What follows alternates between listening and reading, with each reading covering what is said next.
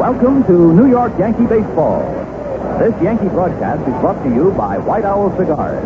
Remember, you get a lot more from a White Owl than just smoke. And by Tipperillo, mild Tipperillo, regular, and new Tipperillo M with menthol. And by Atlantic, and your Atlantic dealer, setting an all-time record in sports broadcasting with 32 consecutive years of sponsoring Major League Baseball. This is Bob Delaney, welcoming you to New York Yankee Baseball. Now in a moment, Jerry Coleman, Joe Garagiola, and Phil Rizzuto to bring you all the action. All four pitchers will be left-handers today. It'll be Mickey Lolich and Al Downing going for it in the first game. And here for the lineups and the color as we get ready to go here is Joe Garagiola. Okay, Jerry, for the Detroit Tigers, it'll be John Wirt to lead it off. Wirt playing third base. Wirt. Batting second is the second baseman, Dick Mcauliffe. Mcauliffe is second base. Batting third, Al Kaline. Kaline, right field. Kaline. In the cleanup spot, Willie Horton. Horton will be in left field. Horton, left field. Batting fifth, the center fielder, Jim Northrop. Northrop in center field. Batting sixth, the catcher, Bill Freehan. Freehan behind the plate. Batting seventh, the first baseman, Norm Cash. Cash is at first base. Batting eighth, it'll be the shortstop, Ray Oyler. Oyler at shortstop. Batting ninth, it's the pitcher, Mickey Lolich. Lolich for the Detroit Tigers. And Al Downing, as Jerry mentioned, will be the pitcher for the Yankees in this first game. Here's the way the Yankees will line up. Horace Clarke will lead off, playing second base. Clarke, second base. Batting second, playing short, Ruben Amaro. Amaro, the shortstop. Batting third, playing first base, Mickey Mantle. Mantle at first base. In the cleanup spot, playing center field, Joe Pepitone. Pepitone in center field. Batting fifth, the catcher, Elston Howard. Howard behind the plate. Tom Fresh will be in left field. Fresh in left field. Batting seventh, it's the third baseman, Charlie Smith. Smith at third base. Batting eighth, the right fielder, Bill Robinson. Robinson will be in right field, and batting ninth, the pitcher, Al Downing. Downing against Lolich, the first game of the doubleheader. Those are the starting lineups for today's first game. And now this word. You clean. Atlantic Imperial is different.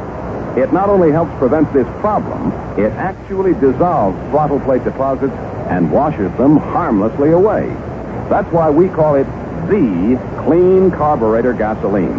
It's the gasoline with the difference that makes the difference. See for yourself. Use 100 gallons of Atlantic Imperial. Save your receipts. And if you don't like the difference, send those receipts to Atlantic, Philadelphia, Pennsylvania, 19101. And Atlantic will send you $4. Get the difference that makes the difference. Use Atlantic Imperial, the clean carburetor gasoline. The umpires have yet to make their way out. It'll be the same crew we had here yesterday. Bill Kinnaman will be behind the plate. Here they come, led by Larry Knapp. Jerry Newdecker will be at first base. Larry Knapp will be at second, and Frank Umont will be the umpire at third base. The schedule in Major League Baseball is Sunday afternoon. Washington's at Baltimore, Boston's at Cleveland, Kansas City and the White Sox in a big doubleheader, California and Minnesota. Mets are in San Francisco for a doubleheader, Philadelphia, Houston, Pittsburgh, Los Angeles, Atlanta, Cincinnati, and Chicago, St. Louis. So there are two doubleheaders, the Kansas City-Chicago doubleheader and the New York Mets and San Francisco Giants doubleheader. We'll have a between-game ceremony. The annual presentation of the New York Daily News High School Baseball All-Star Awards will be made and be a banquet at the Stadium Club tonight. As these youngsters, and I tell you, it used to be when you said it, you kind of said it with a lot of hope, but when you see All-Star teams, everybody's dreaming about going to the Major Leagues. It's not that tough a road. You have to pay a price. But there are many, many opportunities, and once you get there, it's a great way to make a living. especially with the new pension plan and what have you. The umpires are huddling around home plate along with manager Ralph Hawkwood right now on New York Yankee Baseball. Let's pause for station identification. Yankee Baseball on WCSS Amsterdam, New York, being brought to you in part by the G. Kruger Brewing Company of Cranston, Rhode Island. The brewers of light golden Kruger Pilsner will never be able to say they brew the most. They don't mind as long as they brew the best. Yankees take the field, a good crowd on hand here, and boy, look at all those lucky guys and gals out in those bleachers. Get $1 million suntan while they're watching the ball game. That's the way to do it. Right now, everybody here at Yankee Stadium will stand for the singing of the national anthem by Robert Merrill as he recorded it. Now join.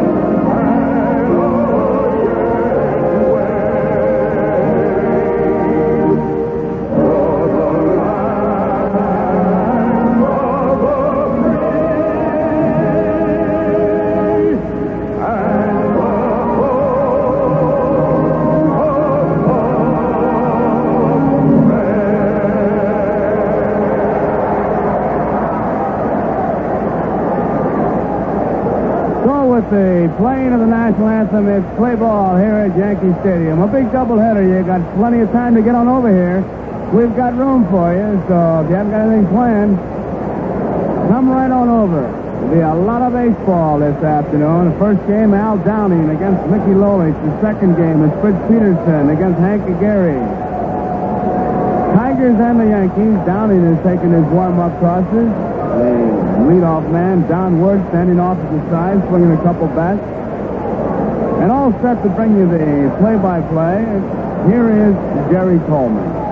Okay, Joe, Al Downing, as Joe told you, is a record of 5-3, shooting for his 6th win for the Yankees. He'll be going up against the tough left-hander, Mickey Lolich, although Lolich has not been too effective of late.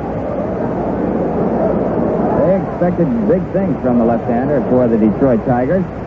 He's lost 3 straight and 4 of his last 5. Off to a great start, but then had some troubles as the season got underway. But it's doubleheader day here at Yankee Stadium. A beautiful, sunny Sunday afternoon. Al Downing, his 10th game and his 7th start, second against the Tigers. He lost to them on May 20th. Gave up 3 runs on 4 hits. Lost the ball game 3-1. Al has won his last 2 starts. He had a 2-hit, 2-0 shutout over Baltimore on May the 24th, and then beat Minnesota in his last start on May 30th. Went 8 1/3 innings, allowing 3 runs, only 1 earned. Womack relieved and gained credit for the save. Downing getting the win. Downing has struck out 21 batters over the last 2 games, and the first pitch to Don Wirt is right in there. Strike 1, and the ball game is underway. Don Wirt batting at .236, 3 home runs, 11 RBIs. Infield and outfield straight away. Downing on the mound. Sign again, delivers. There's a high pop, short right field. Bill Robinson under this one with plenty to spare, and there's 1 away. The Detroit Tigers, by virtue of the 3-1 victory by Kansas City over the Chicago White Sox, that was yesterday, remain in first place by a game. Don't forget, next weekend, Friday night, Saturday afternoon, Ladies' Day, and Sunday will be Bat Day and a doubleheader against the contending Chicago White Sox. A lot of action in June here at Yankee Stadium. Downing now to Dick Mcauliffe, the left-hand batter, who hits at .258 as this game gets underway. Dick Mcauliffe, born in Hartford, Connecticut, scrappy infielder, fine competitor. The pitch by Downing, a ground ball to Horace Clark at second. Gobbles it up. The underhand toss to Mantle is in time, and we have 2 outs. Now here he comes, Al Kaline, who is currently leading the American League in batting at .350. Kaline with 10 home runs and 38 RBI. Al Kaline off to one of his greatest starts. Standing in there right-handed. There's a shot into right center field. Kaline may get 2 on this one as Pepito has to draw back to get the throw, and here it comes, not in time. Kaline is in there with a double. Al Kaline hitting one into the gap in right center. Pepito had to cut back for the ball and came up throwing, but not in time to get Kaline. For Kaline, that's his 11th double of the year. He's got 11 doubles, no triples, 10 homers, as we mentioned, and 38 RBI. The first hit off Al Downing by Al Kaline. Now here's Horton, the powerful left fielder. Willie batting at .277, 9 homers, 22 RBI. Kaline with 2 out on at second base. Downing ready. The pitch to Horton is a half-swing curveball inside ball 1. No action on the board as yet. Full slate in the Major League. This game just getting underway. Top of the first inning. First game of a doubleheader. Plenty of time to come out to the big ballpark here and enjoy a lot of baseball. Here's the 1-0 delivery. Curveball, dribble down the third base side. Smith is up with it. Over to Mickey in time, and the side is retired.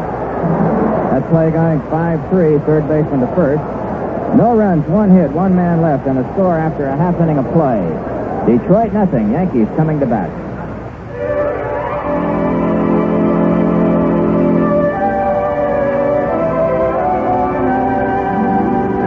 Up ahead, over in the pasture, look at the Colts Folly. Drive around that corner and you'll see a wonderful old windmill. And over there, some kids are playing ball.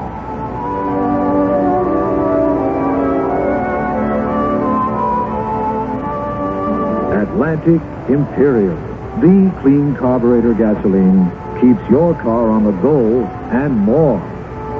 Imperial washes away harmful dirt deposits from your carburetor throttle plate area as you drive. Vacation journey, driving to work, or simply off to the neighborhood store. Every trip becomes a little more pleasant when you use Atlantic Imperial, the clean carburetor gasoline. Horace Clark is coming on, and incidentally, with the double by Kaline in the first inning, he's raised his league-leading average to .354. Here's Horace Clark coming on, facing Mickey Lolich, a left-hander who has a 5-5 mark. Lolich, portly for a young ball player. Into the windup, and the first pitch is fouled back here by Clark at strike 1. Horace Clark, batting at .209, has 1 home run and 9 RBI. Lauren Babe, still coaching at third base for the Yankees. Frank Cassetti, with that injured knee, is at first. Mickey Lolich, who goes into the Army on June the 17th for 2 weeks. Figures he may miss anywhere from 2 to 4 starts, depending on if he can get to the ball club and pitch from time to time. Fastball is high, 1-1, 1 ball, 1 strike. Nobody out, nobody on, bottom of the first inning. The Yankees and the Tigers. Defense straight away. Clark batting from the right side. A switch hitter facing the left-handed Lolich. Lolich ready once again. Here's the 1-1 delivery. The curve is high. 2 balls and 1 strike. 2-1 the count. He missed the action last night. in the American League, Baltimore beat the Senators 3-2 in 11 innings. Over in the National League in night action, Chicago 7, the Cardinals 5. Philadelphia over the Houston Astros by a score of 4-2, and the Dodgers beat the Pirates 5-1. Lolich once again, a 2-1 pitch to Clark, and this one is blazed in there. It's 2 balls and 2 strikes. With all of the youngsters in the American and the National League going in and serving their time in the military, sort of a pattern of the times, something that was similar to the Korean War emergency. The 2-2 delivery now. Clark fouls this one just over our heads, and the count remains at 2 balls and 2 strikes. 2-2.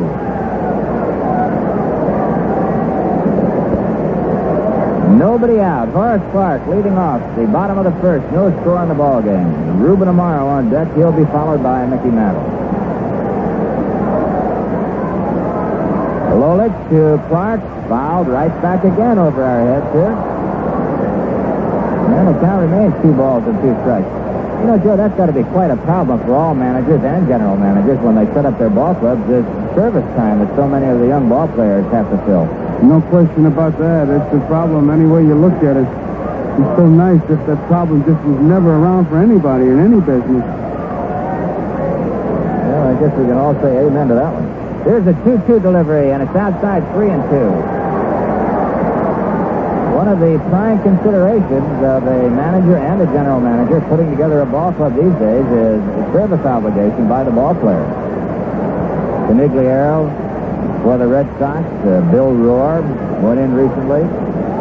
Mickey Lolich for the Tigers, Kenny Holtzman for the Cubs. There are many of them around. There's a drive to left field, solidly hit. Willie Horton standing there and takes it. That ball was well hit on a line of Willie Horton in left. So there's 1 up and 1 down, and now here's Ruben Amaro. Amaro, because of his fine hitting, has been moved high into the batting order, batting second. He's hitting at .275, has 4 doubles, no triples, no homers, 3 RBIs. Amaro getting a solid shot at the shortstop position for the first time and turning it in. Right-hand batter facing the left-handed Lolich. The curve is way outside. It's ball 1. Mickey Lolich, 26 years old, is a sports car ham and a radio buff. There's a fastball outside, 2-0, 2 balls and no strikes. So he likes to mess around with radios and play around with sports cars. Sort of a sidelight and a hobby with him. So that's a left-hander. The 2-0 pitch to Amaro is in there. Strike 1. 2 balls and 1 strike. Ruben Amaro makes his winter home in Philadelphia. Hails originally from Mexico. Amaro, straightaway stance, pulls the bat just off the end. Lolich ready. The 2-1 pitch on the ground to the second baseman, Dick Mcauliffe. Waits for the big hop. The underhand flip is in time. They're 2 down.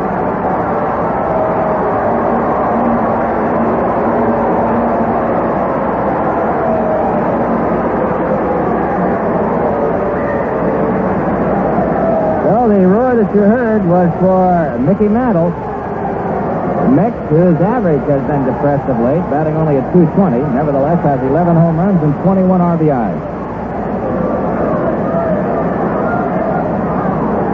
On deck, Joe Pepito.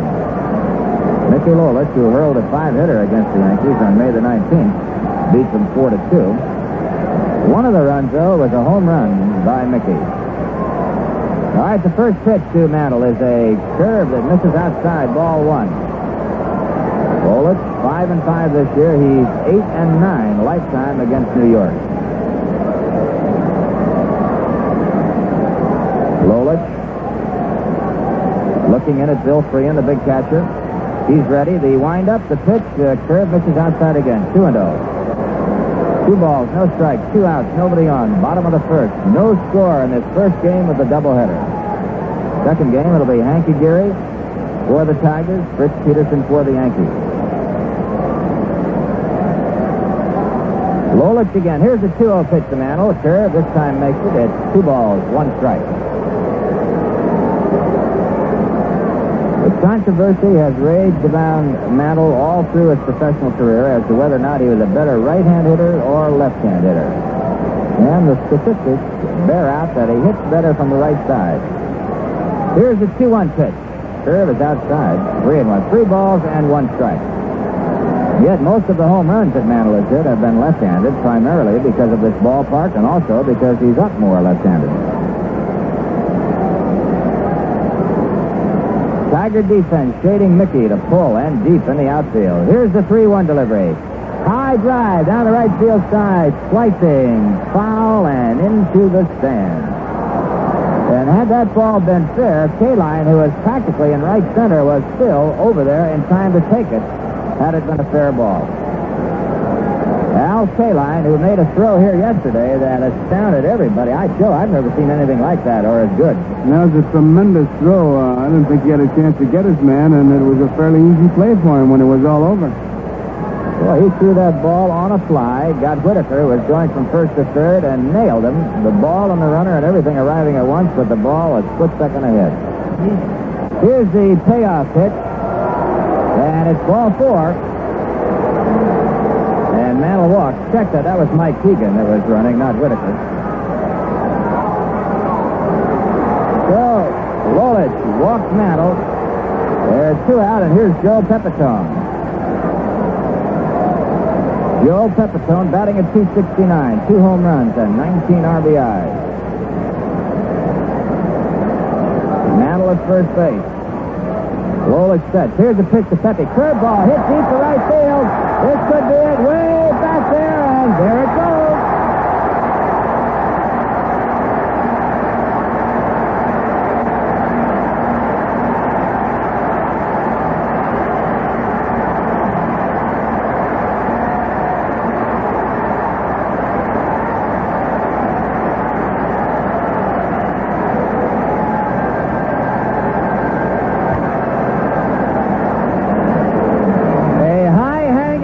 Ball, and Pepito got out in front of it, and the Yankees lead 2-0 here in the bottom of the first. Elston Howard, 2 outs, nobody on. 2 runs are in. First pitch is swung on and missed, and it's strike 1. Howard batting .207, 1 homer, 10 RBIs. Outfield and infield straight away and back for Elston. Joe Pepito putting the wood to 1. Puts the Yankees out in front 2-0. All right, the 1-strike pitch to Howard. Curveball inside, 1 ball, 1 strike. 1-1 the count.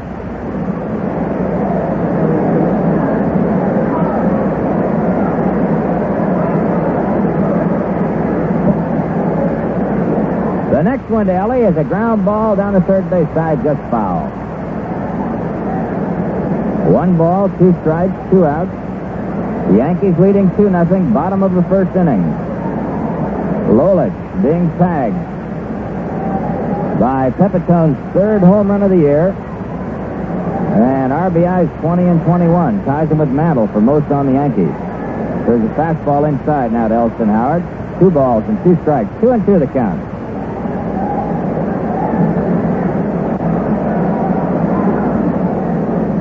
Two balls, 2 strikes, 2 outs. Lolich once again into the windup. Here's the 2-2 delivery, and it's fouled back. Count remains 2 balls and 2 strikes. Ellie Howard, we've told you before, back to his widespread stance and the heavy bat.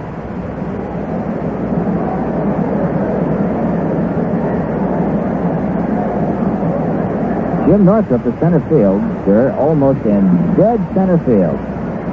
Shading just a step or 2 to the left of second. There's a high pop coming back, and it's out of play. Bill Freehan lost the ball, but it didn't make any difference as that ball was fouled back into the upper deck. So it's 2 balls and 2 strikes. Howard hanging in there. Downward at third, very deep. Euler the same at shortstop. Mcauliffe back at second. Cash, normal position at first base.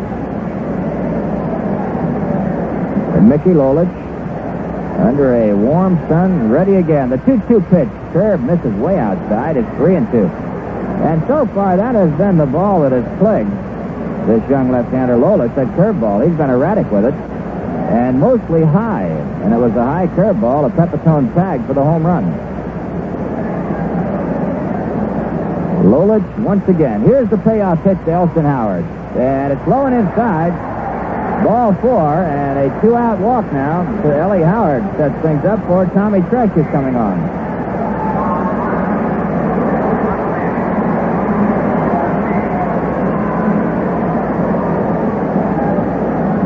Mickey Lolich got Clark and Amaro in a hurry. Then he walked Mantle, and Pepito boomed one into the bullpen in right field for a home run, and now Howard has walked.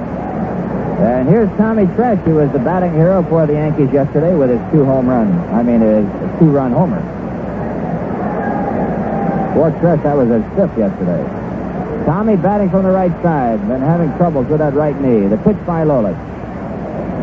Outside, ball 1, a curveball again. And once again, as we mentioned before, it was high and away. Yankees 2, Detroit nothing. Last of the first inning. First ball game of the doubleheader. Howard at first. The pitch to Tresh. Dribble down the third base side fair. Word has it. Underhands it to Cash in time. And Tresh, although running fairly well, is still limping on that bad right leg of his. So the Yankees are retired here in the first inning. 2 runs on 1 base hit, 1 man left. And the score after 1 inning of play, it's the Yankees 2 and the Tigers nothing. Will the White Owl girl please report to the press box? How'd you know I was here? Easy. You're always where the men are. There are lots of men out here today, right? Right. You got me in the middle of my adding. Adding? Just for fun, I was counting the men smoking White Owl cigars. And how'd you come out? I lost count. There are so many. I spot some Rangers, a bunch of New Yorkers, hundreds of Invincibles. You need a White Owl scoreboard. Even without one, I can tell it's a White Owl crowd. Because men love that White Owl tobacco. It's slow-aged, mellowed to build up the mild taste. And no matter which White Owl shape a man picks, he's sure of a smooth smoke right down to the last pitch. That's a pretty good pitch you're making yourself. It's true. Every time I see a man light up a White Owl, I know he's going to enjoy himself. I know he's going to discover why they say you get a lot more from a White Owl than just smoke. Okay, we're all set to go here at Yankee Stadium. It'll be Jim Northrop, Bill Frein, and Norm Cash going up against Al Downing as the Yankees are sitting on top of a 2-0 lead right now.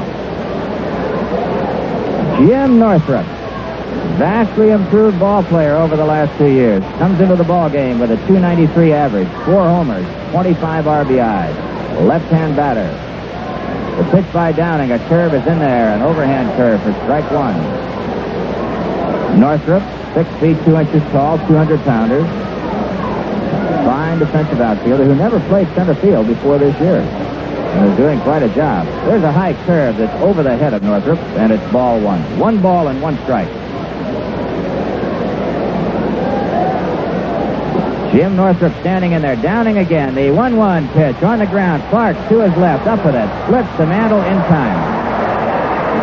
That ball was sharply hit to the left of Horace Clark, sort of a grass cutter. Didn't bounce high, but skimmed the grass, and Clark was over there to get it. 1 up and 1 down here in the top of the second. Here's Bill Frein.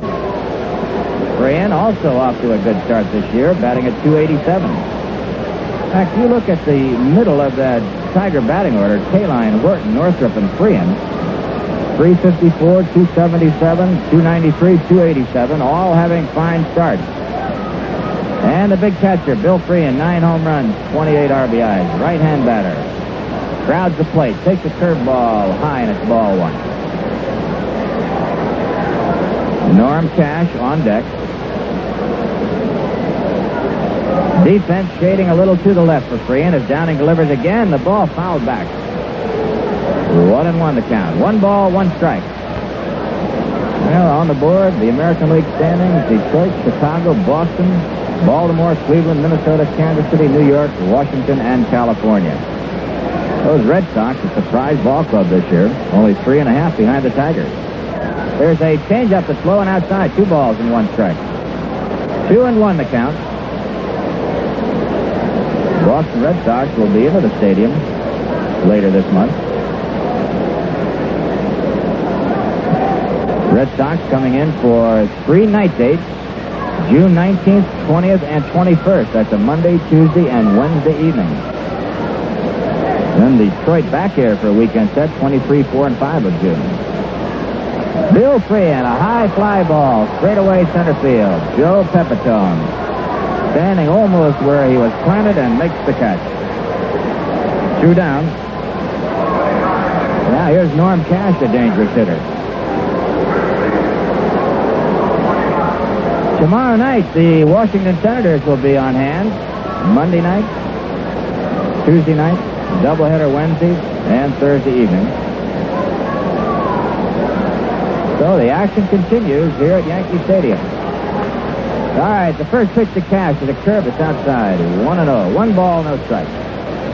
Wally Moses is coaching at first base for the Detroit Tigers. And Tony Cuccinello does the job at third.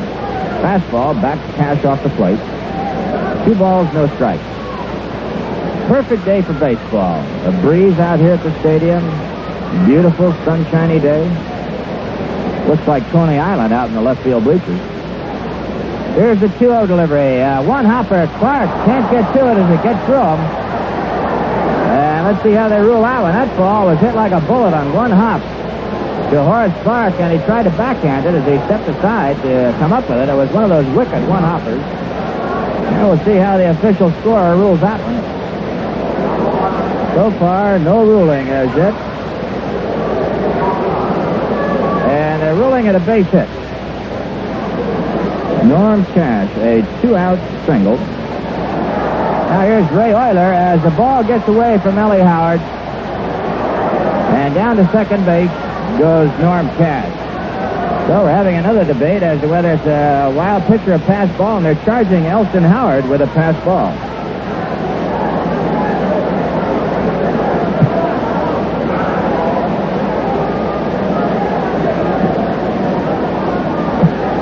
Norm Cash at second base. Yankees leading 2-0. Top of the second. Ray Euler. 1-0 the count. Downing sets, delivers, and Euler swings and misses. Strike 1. 1 ball, 1 strike. Joe, as a catcher, what does a pass ball mean to a catcher? Is it an embarrassing thing, or does he really care, or what's the situation? I would say the analogy is the same as an error on to an infielder or an outfielder. You don't like to see it happen, but it's just part of the game, and you accept it as such. Usually it's because you either lose it, or you didn't shift quick enough, or you didn't get your glove in position. It's one of those things that when it's all over, you say, if I would have done this, I'd have been okay. Does a pass ball bug a catcher like an error does an infielder? No, I wouldn't think so. All right, now we're ready for the 1-1 pitch to Euler. Downing ready, and a swing and a miss, and it's strike 2. The only thing about a pass ball is that as it's compared to an error, if an infielder misses it, the outfielder backs him up. If the outfielder backs him up, the fence will back him up. But if the catcher misses one with a man on third, there's only one guy backing him up. That's the manager, calling him all kinds of nice names. Here's the next one to Euler. Change-up, swung on and missed, strike 3. Al Downing pulling the string. Go for the Tigers. No runs, 1 hit, 1 man left. And the score after an inning and a half, Yankees 2, Detroit nothing. Almost everyone has a favorite saying. Things like, do unto others. Beauty is in the eye of the beholder. And vive la différence.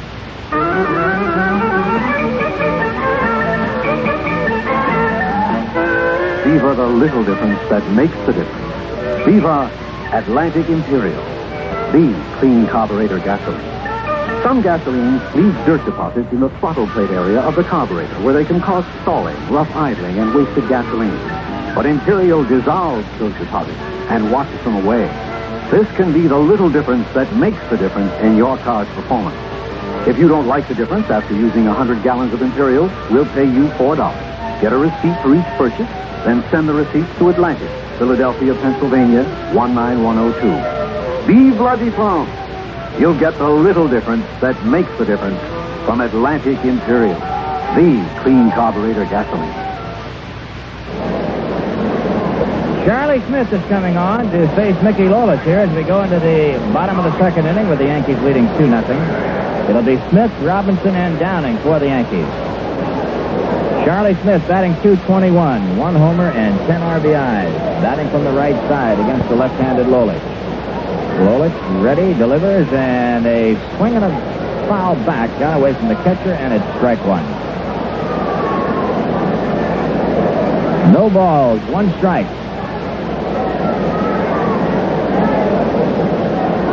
Charlie Smith at the plate. Bill Robinson to follow, and then Al Downing. All right, Lolich ready once again. Here's the 1-strike delivery. The curve got the outside corner. Strike 2. No balls and 2 strikes. This is a tough spot for the batter because now it's an uphill battle as far as he's concerned. Pitcher can needle for the corners. The 2-strike delivery. High and tight. Ball 1, strike 2.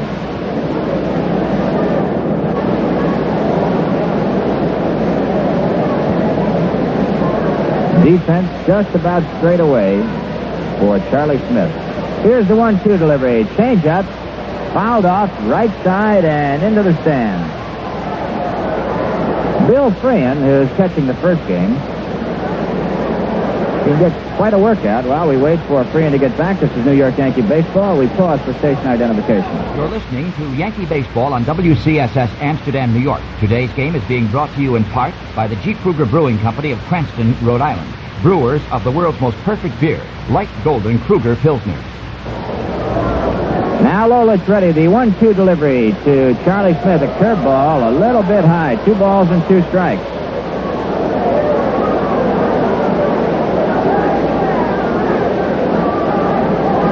Incidentally, it'll be Thad Tillotson for the Yankees and Frank Bertana for the Senators tomorrow night. Curveball outside now to Charlie Smith. And these are the things, I guess, that can make a manager's hair gray after having the count. No balls and 2 strikes. Lolich has run it to 3-2. Here's the payoff pitch to Charlie Smith. Fouled off to the right side. Here comes Cash near the coaching box, and he has it.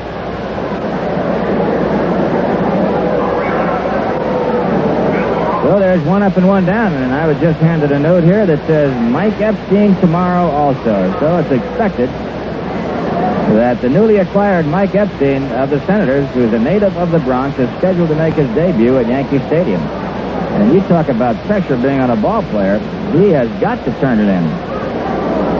Here's Bill Robinson. Robbie batting 101, has 1 home run, 2 RBIs, strike 1 called.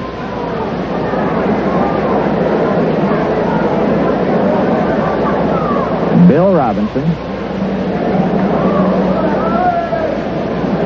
at the plate. Mickey Lolich on the mound. Yankees are leading 2-0, bottom of the second. Here's Lolich again. Ground ball, foul down the third base side. No balls, 2 strikes. 0-2 the count.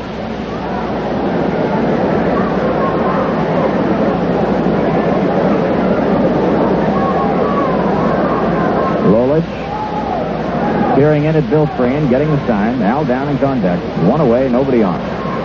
Lolich once again, the 2-strike delivery and foul back. This one coming out of play. Count holds 0-2. No balls and 2 strikes. 0-2 to count to Bill Robinson. Incidentally, today is Muscular Dystrophy Day here at Yankee Stadium. Be a brief field program in between the ball games. Here's the 2-strike delivery to Robinson. Fastball misses outside. 1 ball, 2 strikes. Joe Pepito will receive an award as sports chairman of the Bronx chapter of the Muscular Dystrophy Association of America. That'll be in between the games of the doubleheader today. There's a high pop behind second base. Going back is Mcauliffe. Camping under it, and he takes it. Well, there are 2 up and 2 down here in the bottom of the second for the Yanks, and that'll bring up Al Downing. Downing batting at 188. No extra base hits, no RBIs. He's 3 for 16.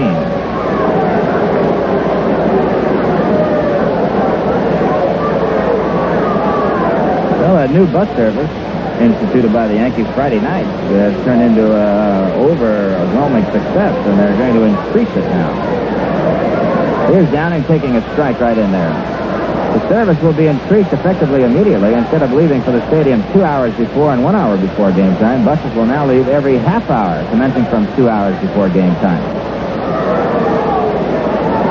Strike is right in there, nothing in 2, and the last bus will leave 1/2 hour before game time for Yankee Stadium. That's the lower level of the George Washington Bridge, 178th Street and Broadway. Curveball hit on the fist, and jumping for it is Mcauliffe. A nice play. Downing hitting one on the fifth, almost got over the outstretched glove of Dick Mcauliffe, but he was up in time to make the play. It's 3 up and 3 down, and the score after 2, Yankees 2, Detroit nothing.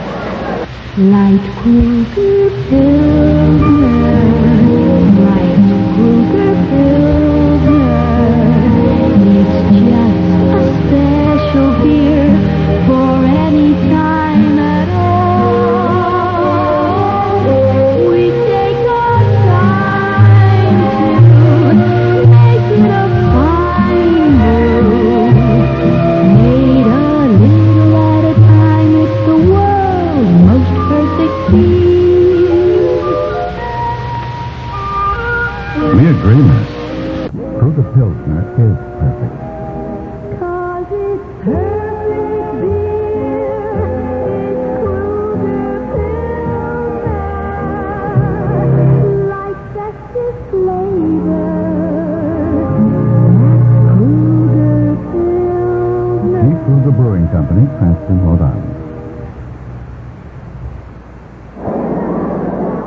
Okay, we're all set to go here in the top of the third inning. It'll be Mickey Lolich, John Wirt, and Dick Mcauliffe for Detroit. The Yankees have only one base hit, but they lead 2-0. That base hit, a home run by Joe Pepito in the first inning. Lolich takes the fastball high and outside, ball 1 from Al Downing. Mickey Lolich is 3 for 20, has 1 RBI, no extra base hits, batting at 150. Batting right-handed against Downing, and the fastball is in there this time, and it's 1-1. 1 ball and 1 strike.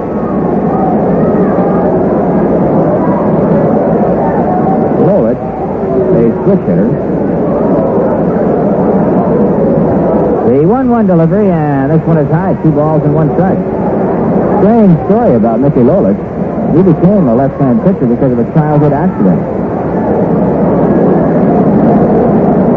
The 2-1 delivery now, and this one is right down the middle, strike 2. 2 balls and 2 strikes. 2-2 the count.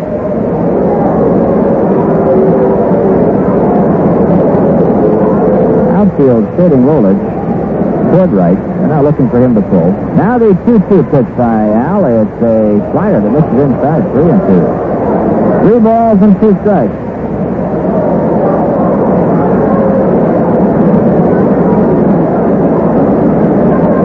Downing again. The payoff pitch to Lolich, and it's ball 4, and he lost him. So Al Downing loses the pitcher, who in this case is the leadoff man here in the top of the third, and that's the first walk given up by Downing. That'll bring up John Wirt, who popped to short right field in the first inning. Those are the kind of things, I guess, that make the pitcher just as mad as the manager gets in a spot like that when you lose the opposing pitcher on a leadoff walk. All right, Downing ready. He's set. Here's the pitch to Wirt. Check swing called strike 1. John Wirt. He's rather strange kind of fellow. He talks about the terrible start he had, and he said, you know, it'll take me all year to get to 270. Here's the 1 strike delivery. Foul back, and Howard apparently took that one in the chest or in the middle of the breadbasket someplace. Still, you know, those chest protectors that catchers use now, I really, they're so small, they don't protect much. Well, they give you a little bit of protection, but they really don't give you that much. I'd say I just use one of those big balloon protectors if I could. I know one thing, that piece they clipped off at the bottom, I didn't like that idea at all. It looked neater, but it wasn't very effective. You need it when you're back there, and you get your lump. Here's a 2-strike pitch to Wirt. Pops this one up into the infield. Charlie Smith near the mound is under it and takes it. So Al Downing reaching back and jamming Don Wirt. We have one away. Holding at first base is Lolich, and now here's Dick Mcauliffe.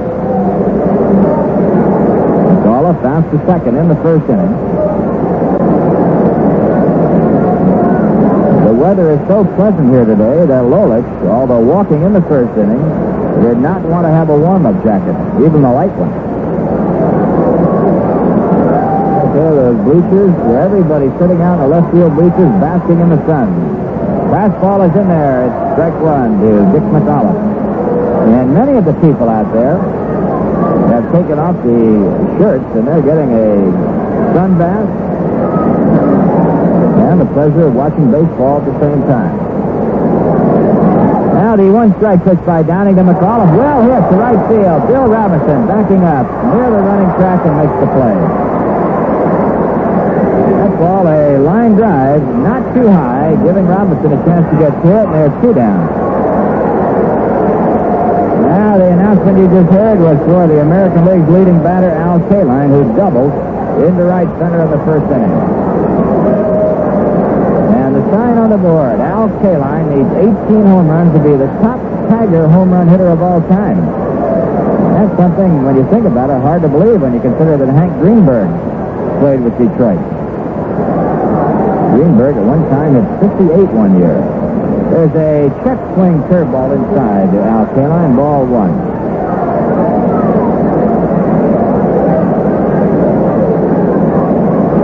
Greenberg, of course, going from Detroit over to Pittsburgh, where he had some pretty good years.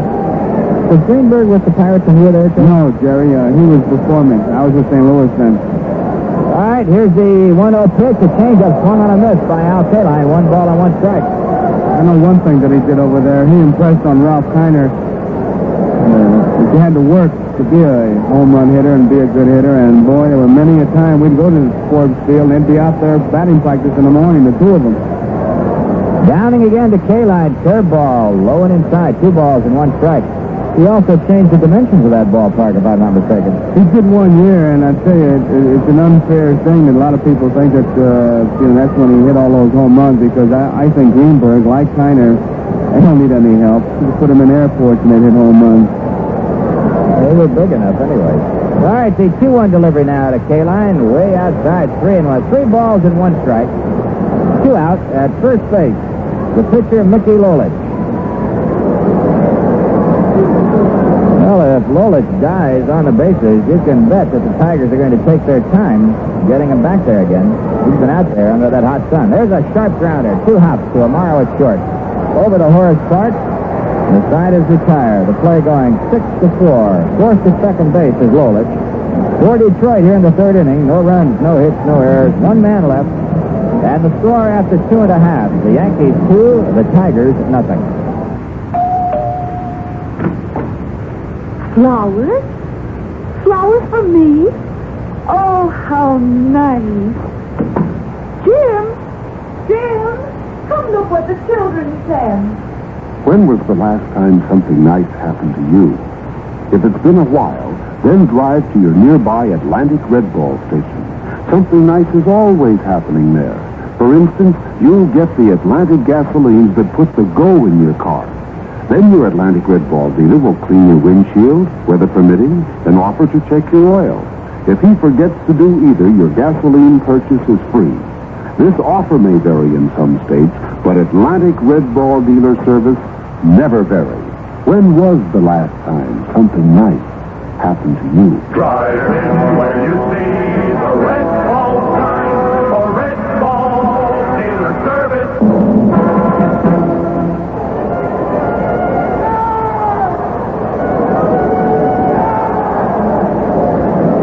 So the bugles are going and the charge sound is going. And we're all set to go here in the bottom of the 3rd inning.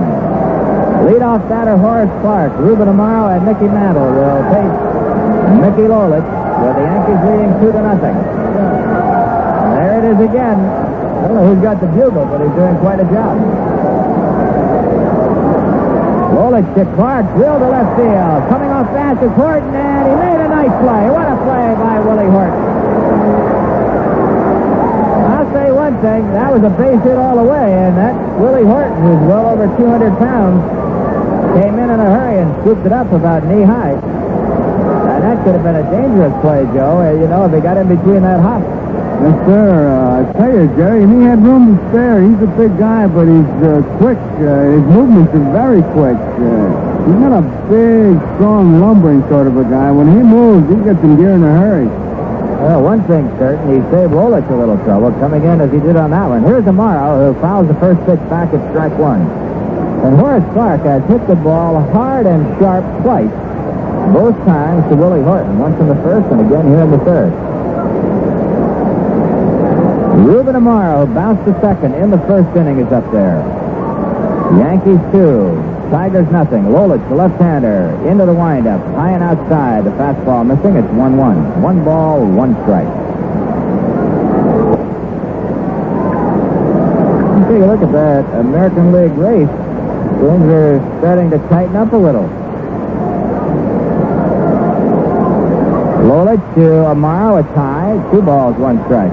The Yankees, who are lodged in 8th place, are only 7 games behind the league-leading Tigers. Minnesota in 6th place is only 5.5 back. Red Sox, the prize team so far this year, only 3.5 down in 3rd place. A 2-1 pitch, and Amaro takes it, 3-1. The Senators, right behind the Yankees, will be in tomorrow night. Mike Epstein, Frank Howard, Cap Peterson. It'll be Frank Patena going for the Senators, Thad Phillipson for the Yanks. There's a foul drill down the left field side. 3-2, 3 balls and 2 strikes with 1 out, nobody on. Ruben Amaro at the plate. First game of the doubleheader. Still plenty of fine seats out here at Yankee Stadium. If you're in the area, in the mood to visit the big ballpark and watch some baseball today under sunny skies, drop around. It's only the 3rd inning of the first game. Fastball misses inside to Ruben Amaro. And that's the 3rd walk given up by Mickey Lolich.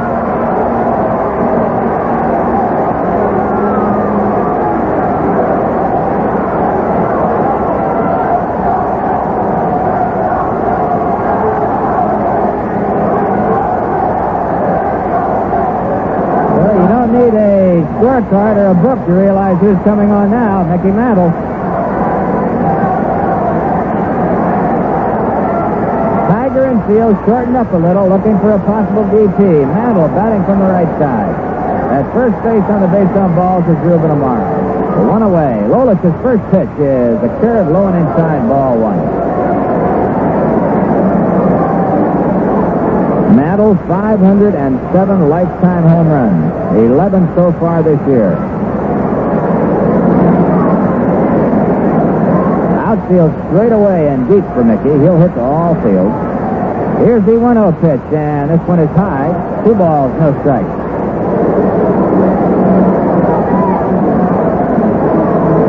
Mantle with a 2-0 count. Ruben Amaro at first, Pepito on deck. The Yankees leading 2-0.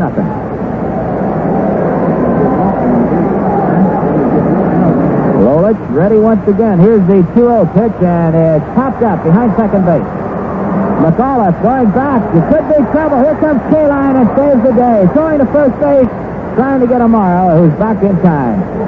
And another example why Al Kaline is one of the greats. He came from nowhere. Mcauliffe was having trouble. Northrop couldn't get to it, and Kaline nice between the two of them.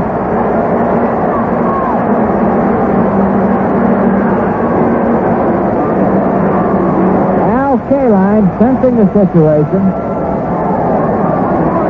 Nice between the on-rushing Northrop in center field and Mcauliffe going out from second to make the play at the last moment. All right, the roar that you heard now is for Joe Pepito, whose 2-run home run has put the Yankees out in front 2-0. That's the only base hit for the Yankees. 2 outs, Amaro at first. Pepito at the plate. Pepito got a hold of a high curveball in the first inning. So if you're the pitcher, let's just see what Lolich does with Pepito this time. The first pitch is a curveball, and this one on the fifth. Pepito pops it up to the shortstop, moving over his Euler, and he's got it. Well, he came back with the same pitch, but this one in a better spot. No runs, no hits, no errors, one man left, and the score after 3 innings of play, Yankees 2 and the Tigers nothing. Not much baseball to report at this time. Washington and Baltimore, it's Ortega against Steve Barber. Boston's at Cleveland, the single game. Kansas City and Chicago for a doubleheader.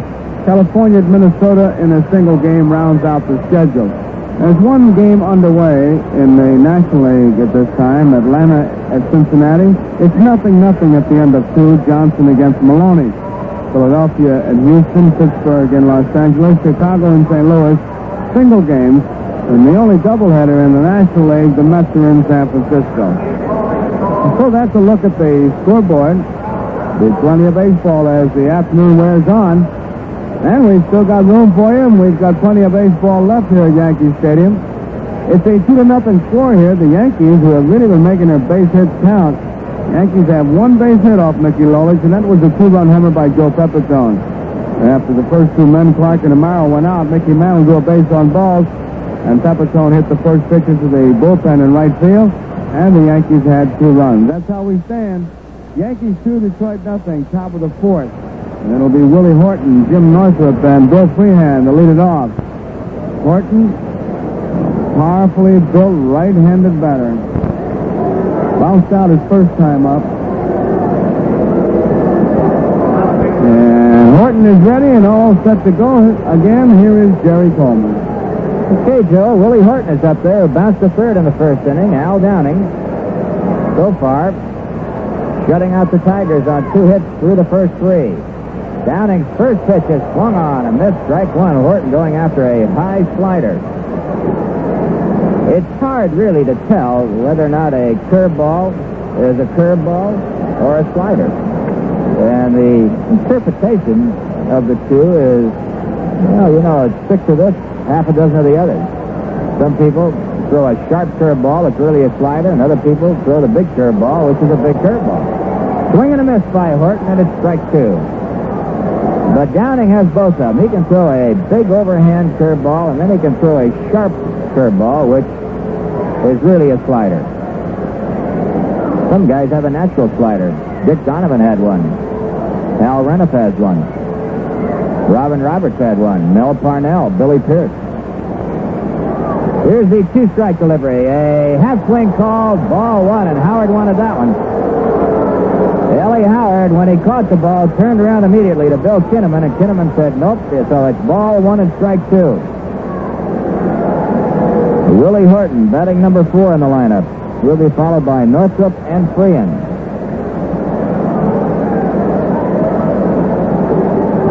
Downing getting the sign from Elston Howard. Now time is called. Downing started to rock and then held off again. Apparently Howard had not concluded the signs, and when he started in the second time, Willie Horton got out of there. Horton ready, as is Downing. Here's the 1-2 pitch, fouled off.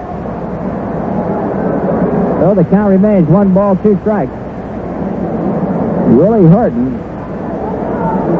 at the plate, saving Mickey Lolich a lot of trouble in the bottom of the third when he scooped up Forrest Park's low-line drive for the putout, because immediately after that, Amaro walked. It could have been a big inning had it not been for the play by Mr. Horton in left field.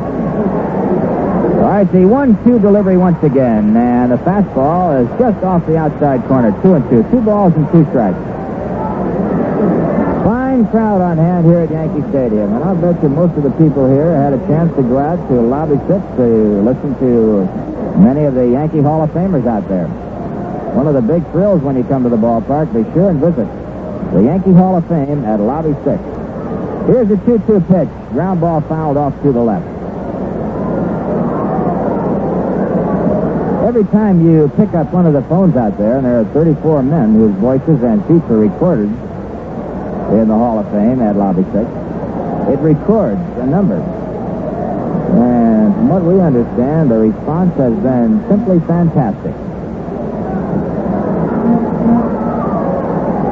All right, right, Al Downing now peering in at Howard. The 2-2 pitch again to Horton. Change up, swung on a miss, and it's strike 3. Willie Horton out in front of a changeup. The second strikeout. It's 1 up and 1 down here in the 4th inning, and now here's Jim Northrop, who bounced to second in the 2nd. Northrop has made quite a transition for Mayo Smith. Never played center field before this year. Downing's first pitch to Horton is a curveball that misses high, and it's ball 1. Jim Northrop at the plate. 1 ball to count to the center fielder, James Thomas Northrop, born in Breckenridge, Michigan. Ground ball, 2 hops to Horace Park at second base. Flips over to Mantle, and for the second time, Northrop bounces out to Horace Park at second. So we have 2 up and 2 down here in the 4th inning, and now here's Bill Freehan. Freehan slide to center field. He's 0 for 1 in the ballgame.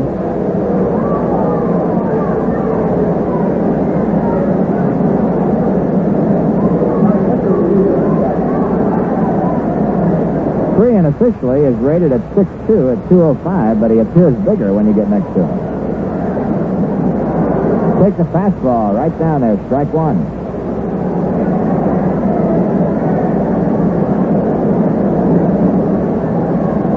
A lot of Michigan boys with the Detroit Ball Club. Here's the 1-strike pitch, and it's fouled back. Bill Freehan, as an example, was born in Detroit. Jim Northrop, we just mentioned, in Breckenridge, Michigan. And Willie Horton was born in Arno, Virginia, but played his high school ball in Detroit. All right, Al Downing now, checking Elston Howard. The 2-strike pitch to Freehan. Strike 3, and Downing makes short work of Bill Freehan, just rearing back and letting it go. 3 up and 3 down here in the 4th inning, and the score after 3 1/2. Yankees 2, Detroit nothing. Got my friend sitting here today. Yes, sir, the Whiteout girl. Tell me, any new rules you'd like to see brought into the game? Only one. I'd give every batter who reaches first base a box of Whiteout cigars. How's that going to help the game? Well, more players will try to get to first base. It will make the game more interesting. It sure would. You know, you could have your own rally. 9 guys could end up at first base. But do you really think that would work? I know it would. You know how popular White Owls are. You see them everywhere. It's the famous White Owl tobacco that does it. It's aged slowly, mellowed carefully to bring out the mild taste, smooth flavor. Do you really think the fans would go for that? Why not? They're all White Owl fans, too. They know you get a lot more from a White Owl than just smoke.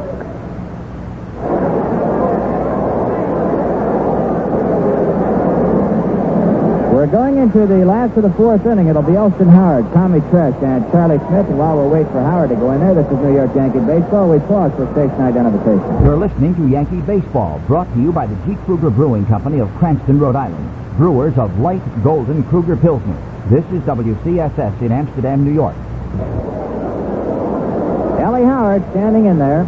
Mickey Lolich on the mound. Yankees leading 2-0. Bottom of the 4th, and the first pitch by the left-hander is popped up into short right center field. Northrop and Kaline drifting over there. Northrop taking charge, 1 away. Howard had walked in the first inning. Now he sets at 0-1 in this first game. Here's Tommy Tresh now, who has been plagued with that bad right leg. Bad knee, bad ankle, and bad instep. The most serious injury, of course, when he tore ligaments, or strained them, and also some of the cartilage during spring training. That was back on March the 11th. Takes a fastball inside, ball 1. 1 out, Tresh the batter. Tresh has some of that pine tar about the middle of his bat, and after each swing or each pitch, he'll step out occasionally and then get a little pine tar off that area and use it as a better grip. He takes a curveball low. This time it's 2-0. 2 balls, no strikes. Tommy Tresh Taking a look at Frank Rossetti, who's coaching at first base, but apparently still giving the sign to the right-hand hitters. The 2-0 pitch now by Lolich. Hit on the ground, right field, a base hit. And that's only the second hit off Mickey Lolich. The other one, a 2-run homer by Joe Pepito. And Joe, I think that manager Ralph House, seeing that ball hit the right field by Tommy Tresh, may be a milestone. Well, he's got to feel good about it because Tommy himself will admit to overswinging a bit. And the only way you stop him overswinging is waiting and going to the opposite field. And that particular kind of bat, that's exactly what he did. So Tommy Tresh now with one out on at first base. Here's Charlie Smith, who fouled the first in his first at-bat and swings at a curveball and misses strike one. Johnny Sane said that Lolich has the potential to be a solid 20-game winner year after year. But it's just a matter of getting him calmed down and getting the ball in the right spot. Came into this game with a 5-5 mark, shooting for his sixth. There's a sinker, 2 hops to the shortstop. Euler back to Mcauliffe, over to Cash. Double play. Well, that ball going 6-4-3.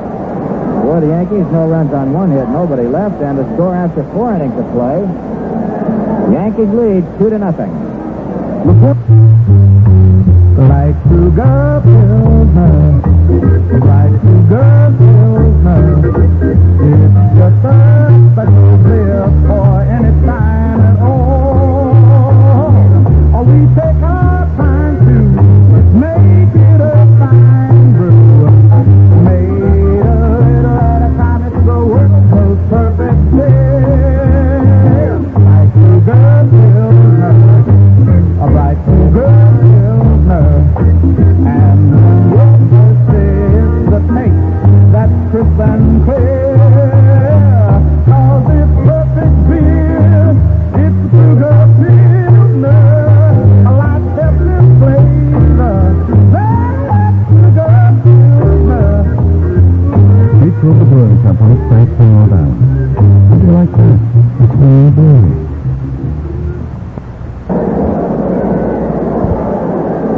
The bottom third of the Detroit batting order, Cash, Euler, and Lolich coming on now to face Al Downing, with the Yankees leading 2-0. The Yankees lost Friday night 9-5, won yesterday 3-1, and now lead 2-0 in the top of the fifth. Norm Cash, the first baseman, left-hand hitter, swings and misses, strike one. Cash in his first at-bat hit a sizzling line drive, 1 hop that got by Forest Park at second base, and they gave him a base hit. Cash standing in there, Downing delivers, and the slider is in there, strike two, a beauty.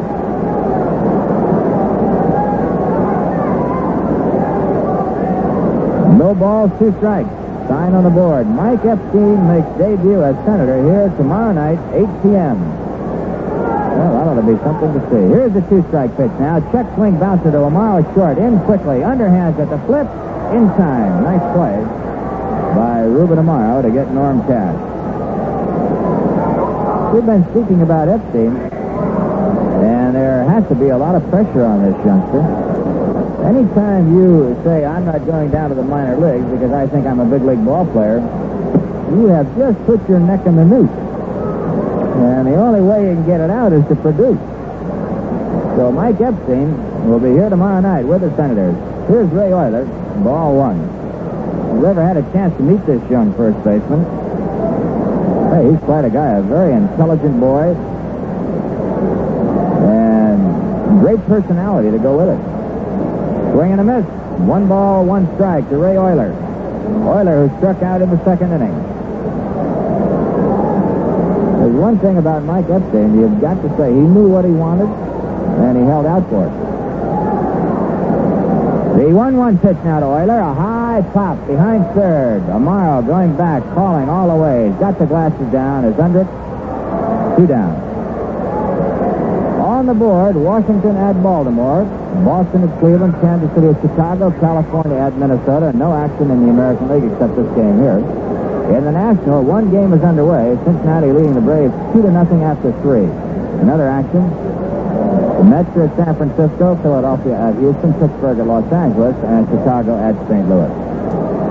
The score here, 2-0 Yankees. Top of the fifth. 2 down. Lolich the batter, and it's strike one as he fouls it back. Mickey Lolich, who drew an opening round walk in the third inning, facing Al Downing with 2 down, nobody on. Both teams with 2 hits, but the Yankees have 2 runs on the home run by Pepito in the first. 1-1 the count now to Lolich.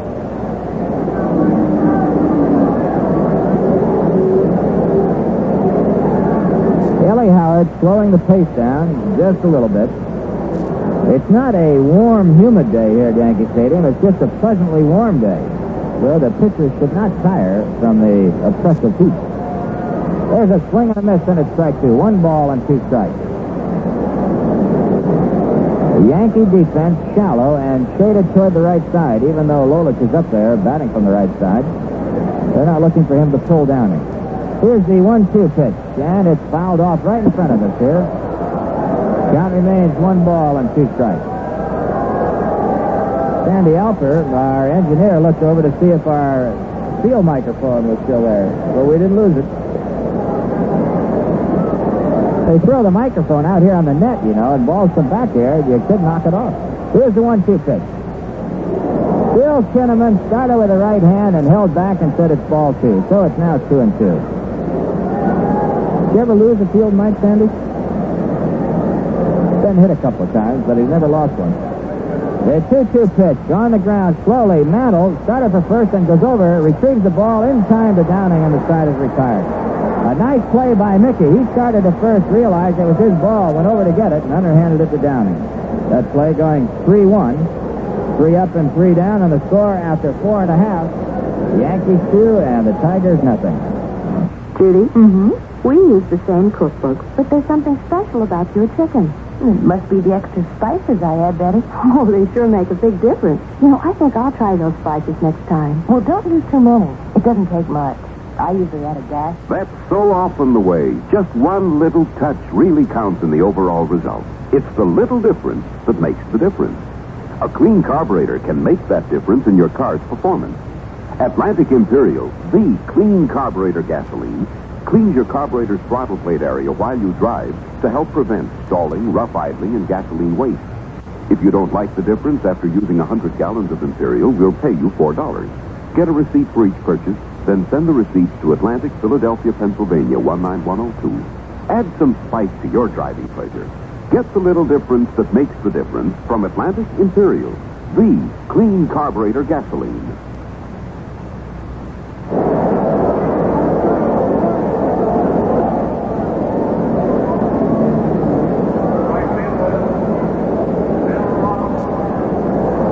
As we go into the bottom of the 5th inning, it'll be Bill Robinson, Al Downing, and Horace Clark. Robinson batting in the number 8 spot. Tops the second in the 2nd inning. Yankees 2, Detroit nothing.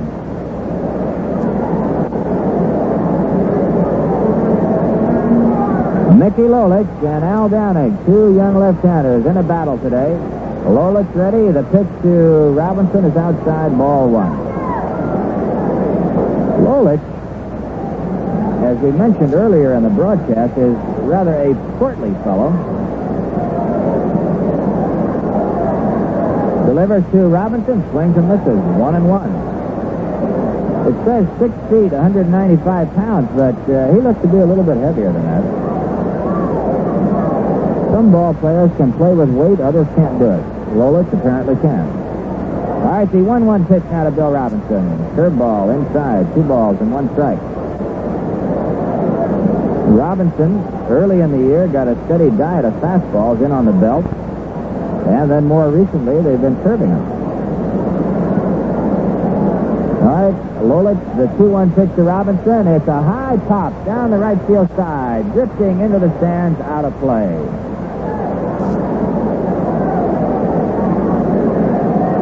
First game of the doubleheader. Yankees 2, Detroit nothing, last of the 5th. Bill Robinson, 2 balls and 2 strikes. Nobody out, nobody on. Robinson waiting. Lolich ready. Here's the 2-2 pitch. Curveball swung on and missed. Strike 3. Robinson out in front. And surprisingly enough, for Lolich, who can strike you out from time to time, this is his first strikeout. Downing has struck out 3. There you see the announcement of Downing getting quite a hand here as he comes on. Al Downing, as we mentioned, has struck out 21 batters in his last 2 games. 13 against Baltimore and 8 against the Twins.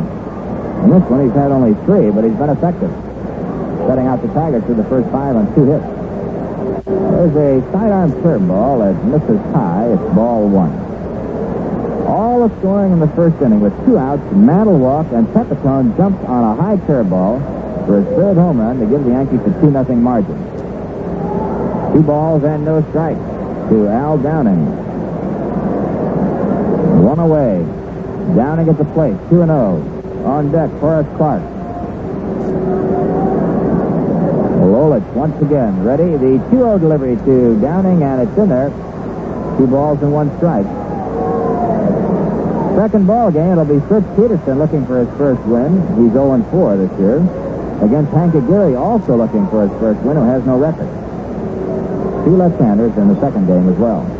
Fastball misses inside, 3-1. 3 balls, 1 strike. The free agent draft, baseball's draft, will get underway Tuesday. Well, we'll go Tuesday and Wednesday. The Yankees this year, by virtue of their 10th place finish last season, will get first pick in the draft. There's a fastball in there, strike 2. 3 balls and 2 strikes. On hand to help in the drafting is the Yankees' chief troubleshooter, Harry Kraft, who managed the Houston Astros in their first years and also at Kansas City earlier. Here's the payoff pitch, fouled off to our right here. Downing hanging in there, 3 balls, 2 strikes. So on Tuesday, the Yankees will be bidding for the Yankees of the future. How do you tell if a 17-year-old boy is going to be what you think he's going to be 6 or 7 years later? It's a tough job. Here's the payoff pitch to Downing, fouled off just to our right, and back onto the field. Bill Rizzuto was standing here and made no effort to go after it. Well, now, went right over Sandy's head, Jerry. And Sandy's either very shrewd or he just has bad hands, that's all. He's smarter than we are. That's a good way to break your finger. All right, it's 3-2 again on Al Downing.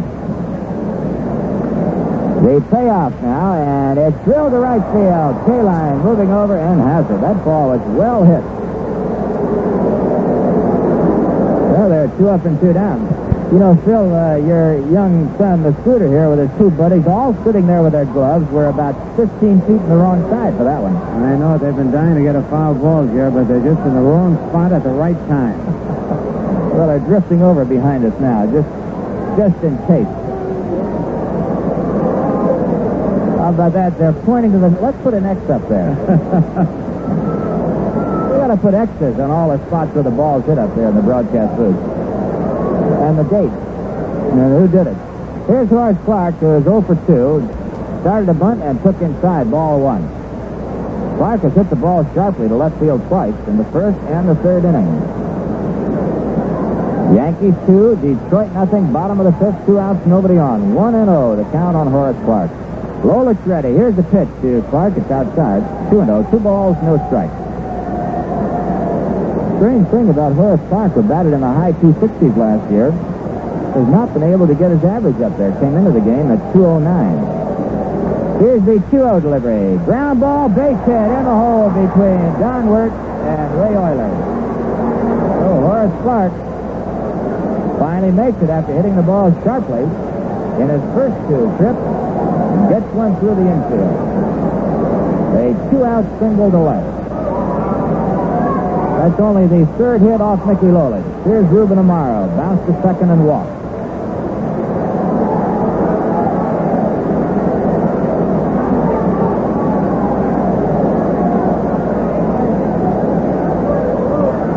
Mickey Lolich checking Clark at first. The first pitch to Amaro is drilled foul. You know, I'll tell you, that's not a very fair thing they just put on the board up there. It says hot carved roast beef and corned beef, section 12, lower stand, gate 4. And here we are up here in the mezzanine. You're right. We're a long ways from that, Sheriff. But if you come to the ballpark, that's just a small example of the fine fare that is served here at the stadium. Here's the next one tomorrow. A tie and tight. It's 1 ball and 1 strike. 2 outs. Clark at first base. Hot card, roast beef, and corned beef. No, whatever happened to the hot dog?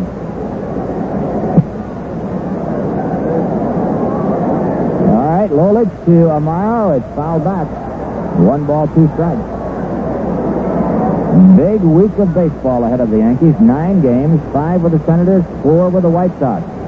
Senators Monday night, Tuesday night, Twilighter on Wednesday and Thursday evening. And the White Sox next weekend, Friday night, Ladies' Day, Saturday afternoon, and Bat Day, and a big doubleheader a week from today. 9 big games coming up.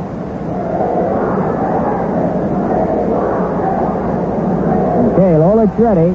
And over to first base, Clark is back in a hurry. 1 ball and 2 strikes. 1 and 2 the count.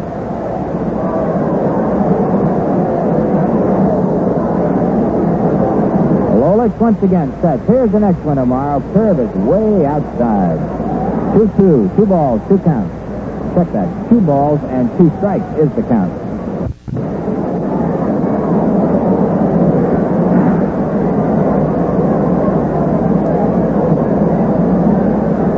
Now, with a long look, he's been slowing down his action here in this inning. Amaro hits a high top behind second base. Mcauliffe is drifting back, backing up, is under it, and takes it. So that retires the Yankees here in the 5th inning. No runs on 1 hit, the 1 hit by Clark. 1 man left, and the score after 5 full innings of play, Yankees 2 and the Tigers nothing.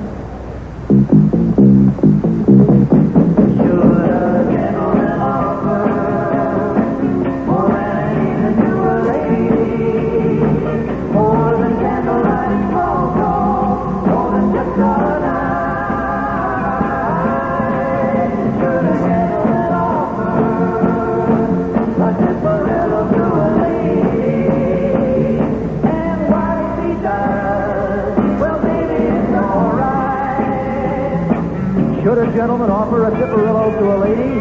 Now that you have Dipperillo Regular and new Dipperillo M with menthol, the question's even tougher. Should a gentleman offer a Dipperillo to a lady?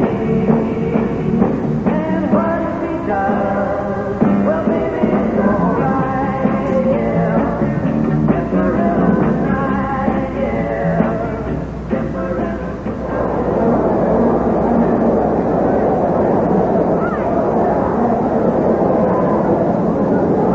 Okay, we're all set to go here in the top of the 6th inning. Coming on for the Detroit Tigers, the leadoff batter, Don Wirt. And coming on for the Yankees, the man who used to lead off for the Yankees and now does his work in the broadcast booth, the Scooter, Phil Rizzuto.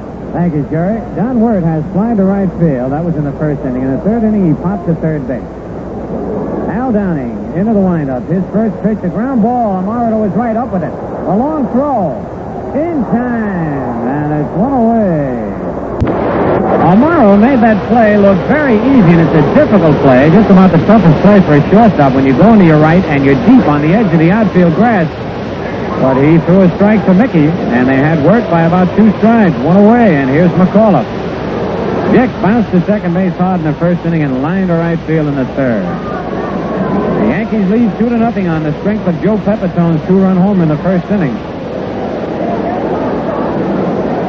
Downing into the windup. His pitch to Howard is right down the middle. Strike 1 called.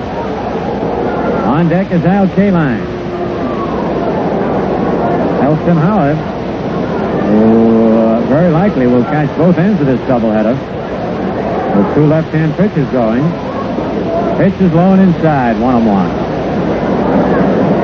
And Ellie, reminding me a lot of the great Bill Dickey, the way he's catching now with nobody on. He gets down on 1 knee, and it's a lot more relaxing than sitting on your toes. Pitch is low, ball 2, 2-1. Of course, Howard only does that with nobody on. With somebody on, he's got to be ready to bounce up and throw.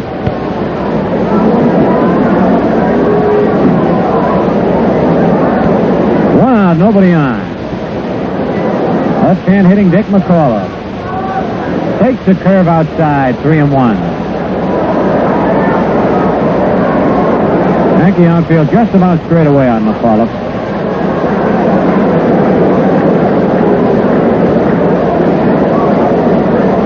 Here's the 3-1 delivery. A bouncing ball to first base. Mantle is up with it. He'll make the play unassisted, and it's 2 away. Mcauliffe went after a high fastball that time, hit it right off the end of the bat. Was not hit hard. And here is Kaline, who ripped a double to right center field in the first inning. Bounced to the shortstop in the third. Kaline leading the American League in batting. He's batting .353.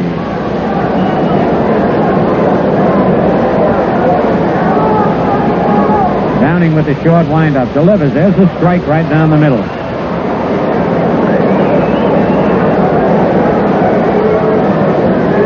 Tony Cuccinello coaching at third for Detroit. Wally Moses at first.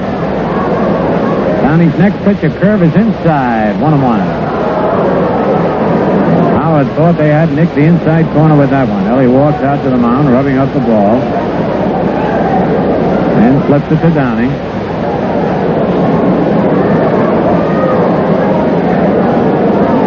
On deck, Willie Horton.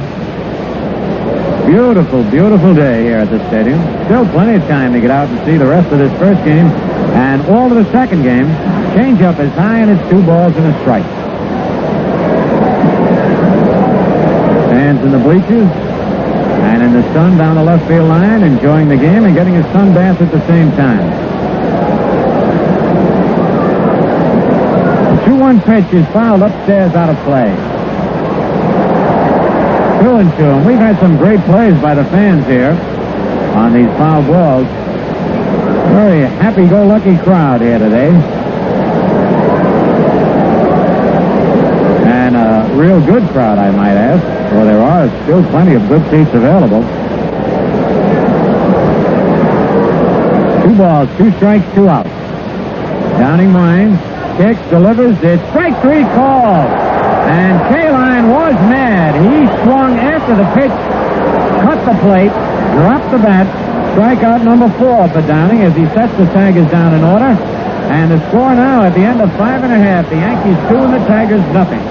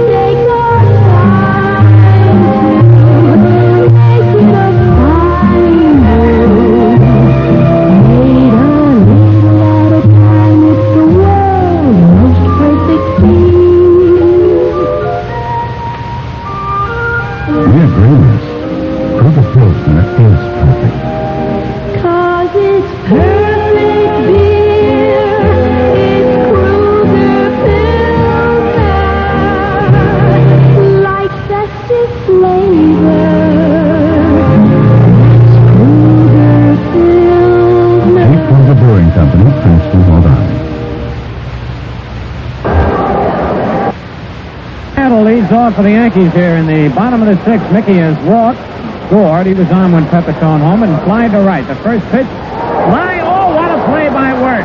Fires to first in time for the out. Mickey hit a bullet, a one-hopper. That Wirt got his glove on, knocked down, kept the ball in front of him, picked it up, and threw the first for the out. He took a double away from Mantle right there. Fine play by Don Wirt. And it brings up Pepito, who homered. And trying to check his swing, pop to the shortstop. And I know you can hear the bugler we have here today. It's a young fellow right below us who blows the charge march, and the fans all join in.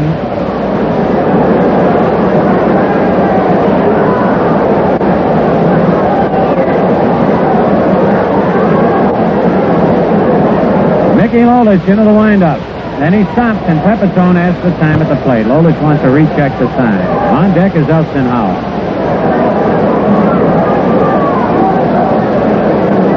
Now Lolich gets the sign from Friend. Pitch to Pepito, a sidearm fastball just below the knees, ball one. First time Lolich has come in with that pitch today.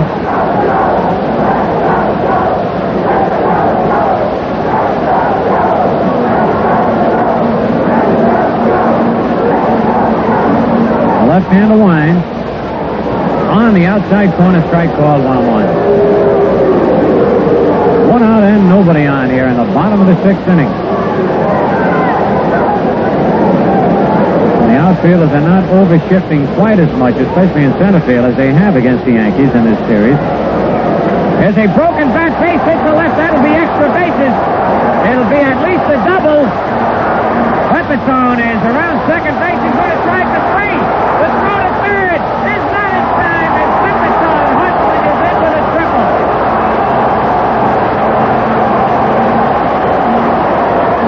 Joe Pepito broke his back on an outside fastball, and now Freehan is arguing with plate umpire Bill Kinnaman. Frank Newmont waves Freehan in and says no fan interfered with the ball. It rolled into that left field corner, which is so tricky here at Yankee Stadium. And Pepito was running hard all the way, saw that Horton was having trouble getting the carom off the wall. And so Pepito continued to third, and now Mayo Smith is coming out to join the argument. Still, I think one of the arguments is not so much that a fan touched it or not, but you know that canvas that hangs over the fence out there hangs out a little bit, and the ball rolled underneath and around the canvas. I think Horton was obstructed in reaching the ball because of the canvas there. Well, we'll wait and see. Larry Knapp now explaining to Bill Freehan. And it looks like Freehan has lost the argument. Boiler is arguing. And Mayo Smith is walking back to the dugout, so it looks like the Tigers have lost that one. And Pepito is at third with a triple. His second of the year. His second base hit in this ball game, and the batter is Elston Howard. Ellie walked in the first inning, flying to center field in the fourth.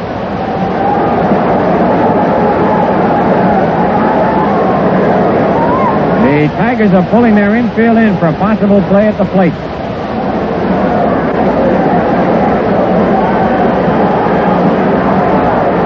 Mickey Lolich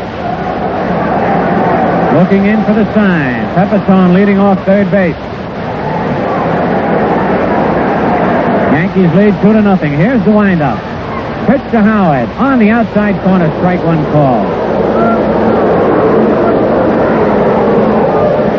That was only the fourth hit for the Yankees in the ball game. The Tigers have only two. It's been a real pitching duel. On deck, Tommy Tresh. One out. Pepito leads off third. Lolich into the windup. His pitch fouled back out of play off the screen. Ellie trying to go to right field with that outside fastball. And right now on New York Yankee baseball, let's pause briefly for station identification. This is WCSS in Amsterdam, New York.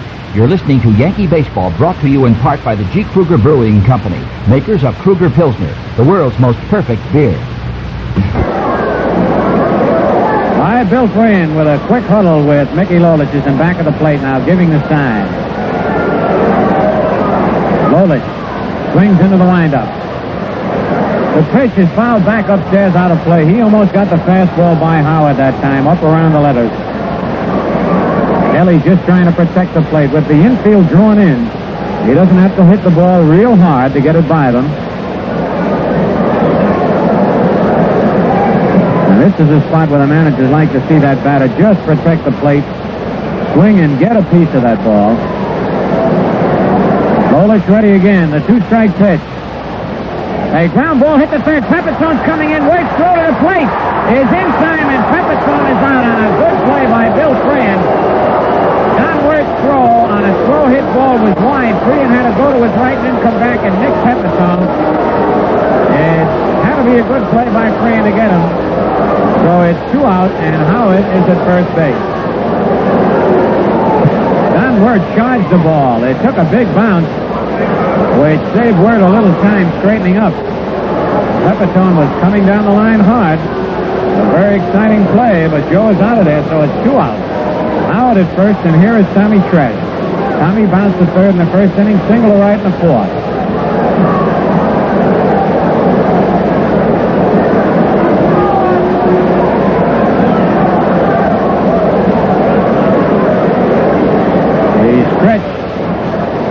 ball is fouled off the wall down the left field line, right out to Frank Yuma.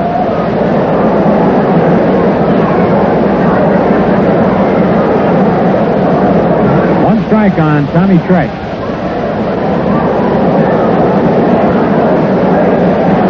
Tommy, who had the big 2-run homer in yesterday's ball game.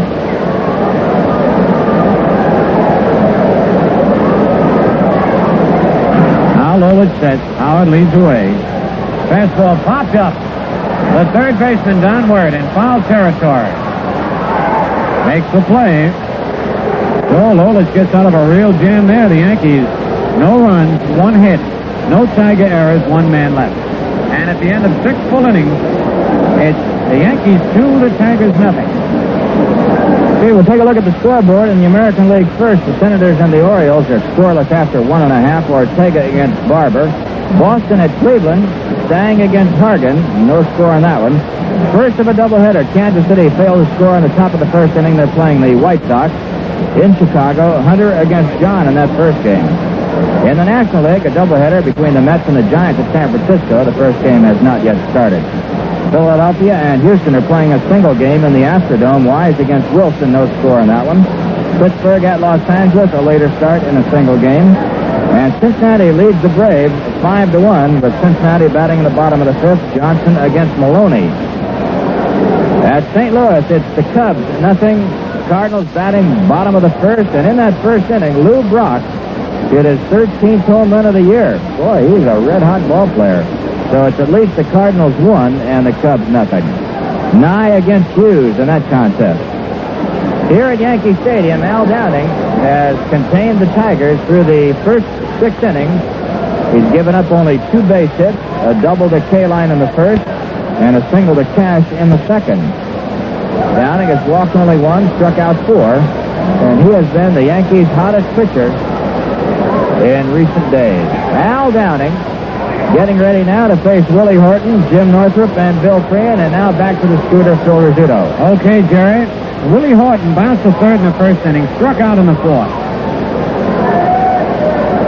Downing really worked on Horton last time up.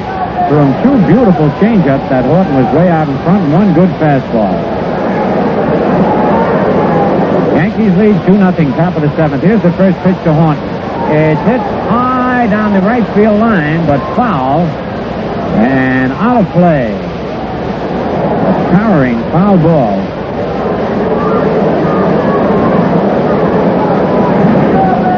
So Downing gets a new baseball. Yankee outfield plays Horton deep and just about straight away. Young man has 9 homers and 22 RBIs. Downing changeup in there, strike 2. Willie Horton took that one. We're in the top of the 7th inning in the first game of the big doubleheader. The 2-strike pitch is fouled to our right.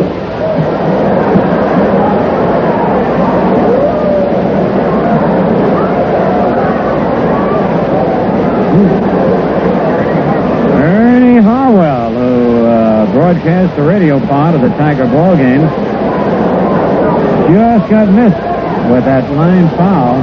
Can't give Ernie an error on that. Ernie's got his reading glasses on. He couldn't pick that ball up.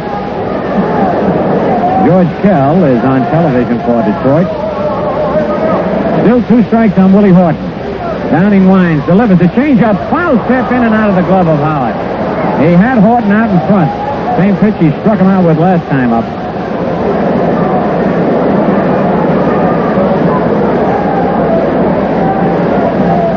So Willie's got a life.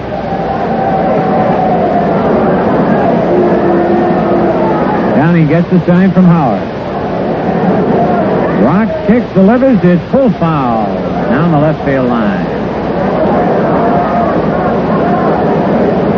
Oh, still 0-2, and Downing has not wasted a pitch as yet on Horton.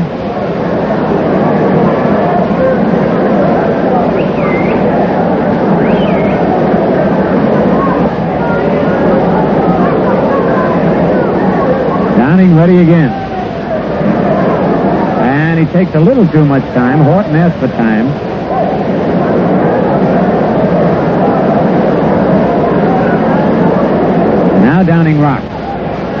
pitch is low in the dirt, knocked down by Howard. 1 ball, 2 strikes.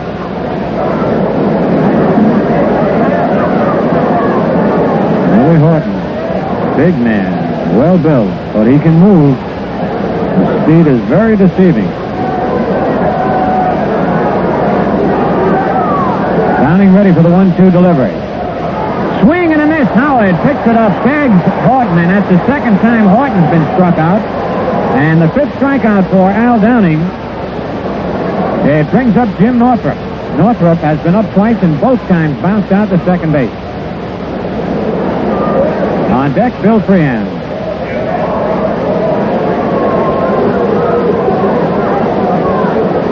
Northrop, a left-hand batter.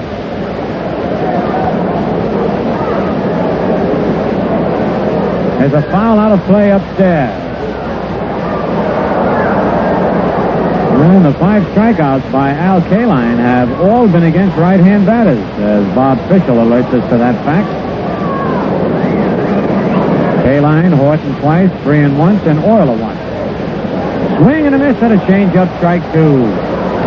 Downing mixing his pitches up beautifully. Out ahead of Horton, 0-2. He's ahead of Northrop, 0-2.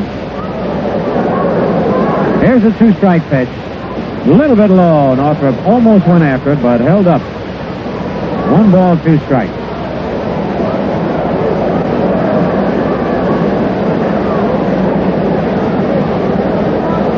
Downing winds, then stops. Checks the sign again with Howard. Now he's ready. The pitch is a bouncing ball at second base. Clark to Mantle, and for the 3rd time, Northrop has bounced out second to first. And it brings up Bill Freehan, who fly to center field in the 2nd inning, struck out in the 4th.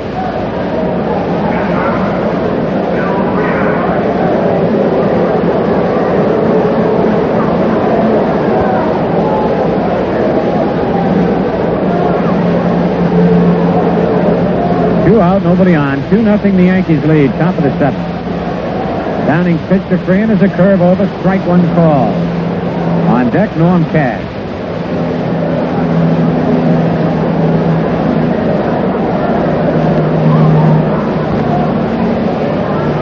There's a swing and a miss and a good change-up, strike 2, 0-2.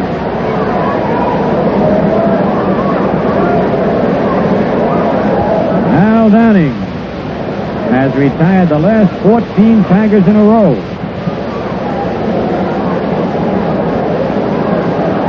Now the 2-strike pitch. Curve just inside. Man, that couldn't have missed by more than a hair. Too close to take, I'll tell you that, unless Freehan was fooled on the pitch. 1 ball, 2 strikes, 2 out. The pitch, change-up, foul, just got a piece of it off the end of the bat.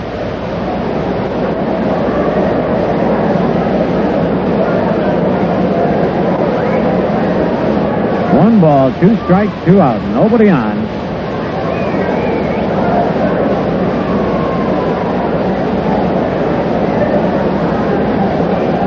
Downing gets the sign from Howard.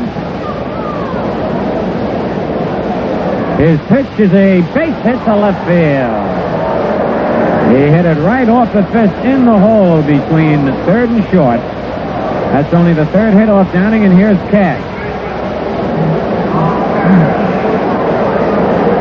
Cash single right in the 2nd inning and bounced to the shortstop in the 5th. So Al Downing, string is broken. He had retired 14 in a row. Mantle is not holding Freehan on at first base. Downing set. Pitch to Cash is high and outside. Ball 1.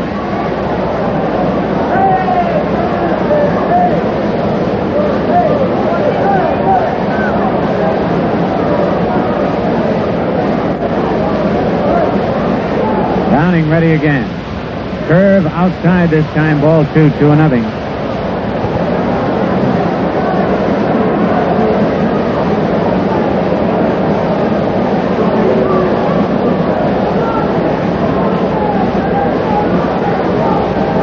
2 balls, no strikes to count. Freehan leads at first. Downing delivers. It's in there. A breaking pitch. Strike 1.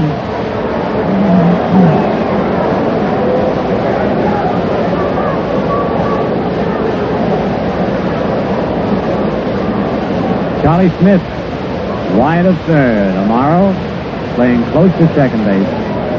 Clark on the edge of the outfield grass in the hole. The curve is fouled back out of play upstairs, and the count is even at 2-2.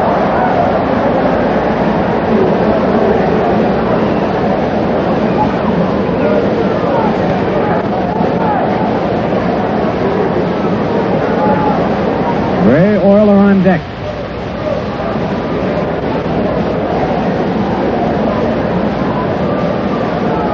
Two balls, 2 strikes, 2 out. Yankees lead 2-0. Top of the 7th. Bill Freehan at first. Downing stretches. His pitch is popped up. Amaro and Clark calling for it, and now Clark yells the loudest and makes the catch as Amaro is called off. For Detroit, no runs, 1 hit, no Yankee errors, 1 man left. At the end of 7, it's the Yankees 2 and the Tigers nothing.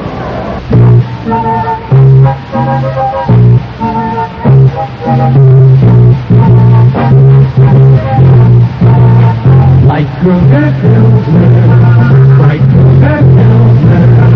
It's just a special beer for any time at all. We take our time to make it a fine brew. Made a little at a time, it's the world's most perfect beer. Light Kruger Pilsner, bright Kruger Pilsner. And when you're thirsty, it's the taste that's crisp and clear. Cause it's perfect beer, it's Kruger Pilsner. Like festive flavor, that's Kruger Pilsner. We take our time, and we brew it right. We think it's the world's most perfect beer. Product of J. Kruger Brewing Company, Cranston, Rhode Island.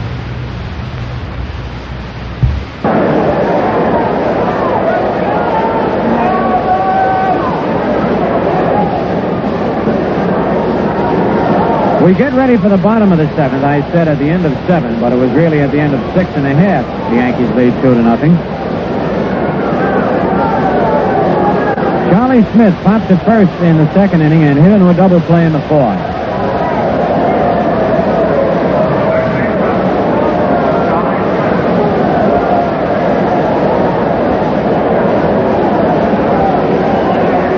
The bottom of the 7th inning.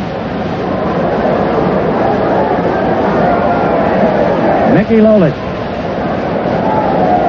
Possibly the last inning that Lolich will work. He's scheduled to be the 2nd batter next inning. Pitch to Charlie Smith, the curveball over, strike 1 called. On deck, Bill Robinson.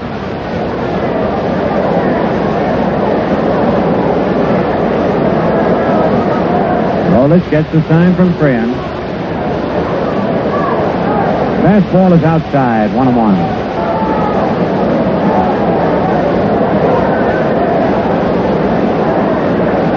Yankees picked up their 2 runs in the 1st inning on a 2-run homer by Pepito, and that's been it. There's a ground ball hit hard to short. Nice play by Oyler. The long throw. In time to get Charlie Smith.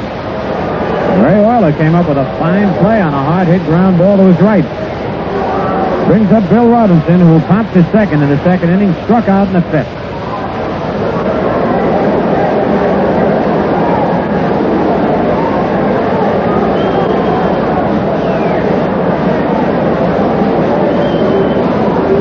Nobody on deck, Al Downing.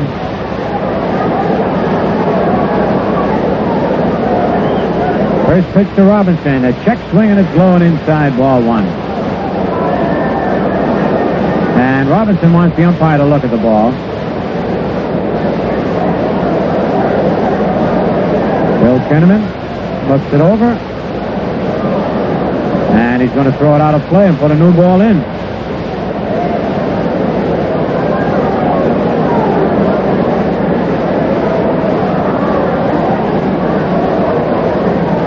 Lolich gets ready again.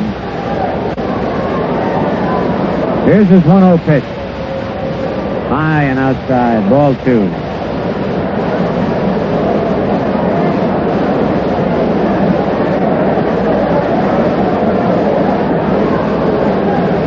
Right-hand hitting Bill Robinson. Swings and hits one straight away center field, way back. It's over Northrop's head. Rolling off the monument. Oh, it could be an inside the park home run. Robinson is coming around third, and he's going to score an inside the park home run for Bill Robinson.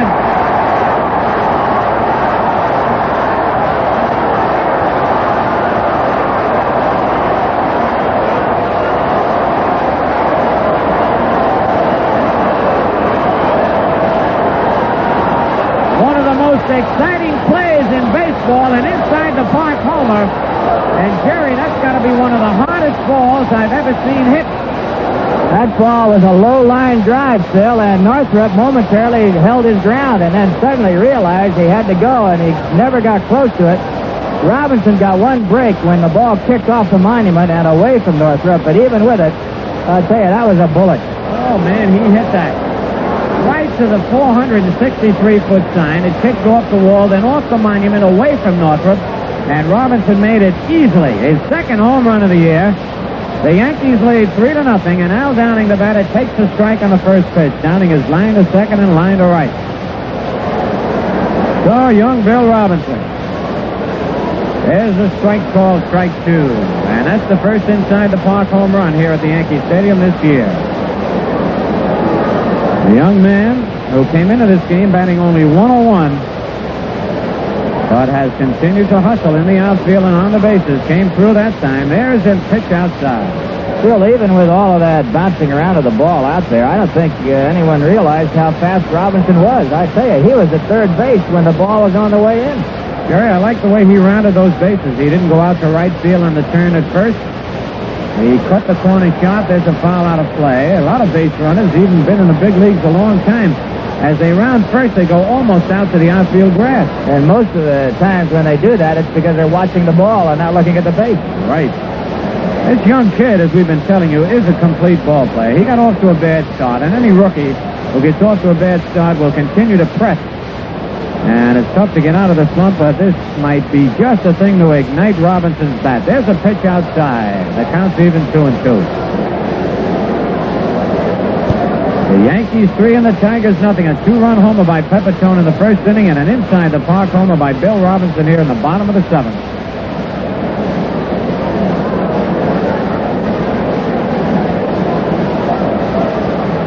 The Orioles came up with 4 runs in the bottom of the second. They lead Washington 4-0 at the end of 2. There's a foul out of play.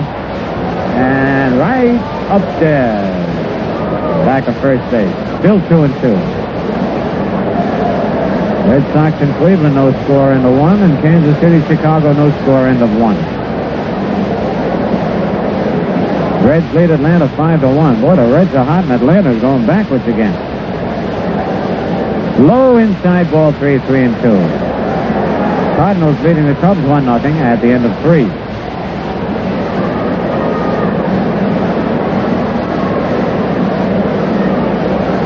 Now the payoff pitch to Downing. A high pop to short right field. Mcauliffe, the second baseman, is under it and makes the catch 2 away. That brings up Horace Clark, who has hit the ball hard 3 times, but has only 1 base hit to show for it.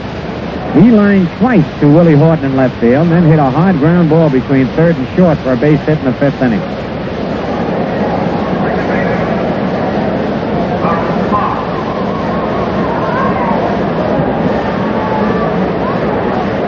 There's a big sign. Youngsters carrying out in right field. Let's go, Horace. That's the first one we've seen for Clark this year.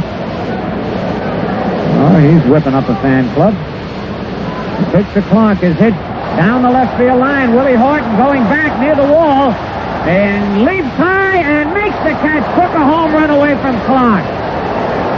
Horace Clark, had he pulled that ball a couple of feet to the left, would have had a home run.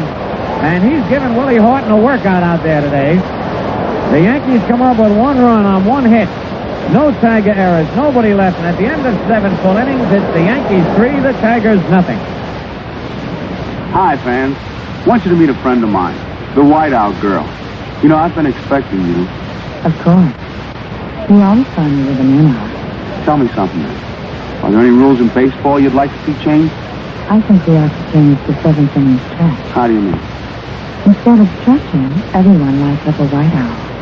A white owl is more relaxing. Soothing. The tobacco does it. It's aged slowly, mellowed longer. But the seventh inning stretch is a tradition. So are white owl cigars. You see them everywhere. The stands are filled with them today. Just look around at all the reindeer, Invincibles, and New Yorkers. They're everywhere. The seventh inning white owl. I think I'll write the commissioner about it today. Just think. All those men at the same time finding out you get a lot more from a white owl than just smoke.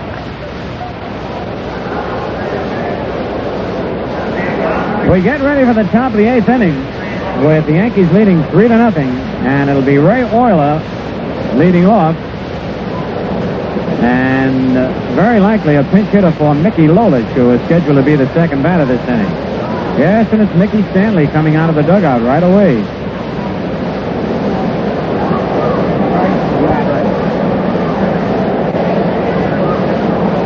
And Jimmy Price is hitting for Ray Oyler.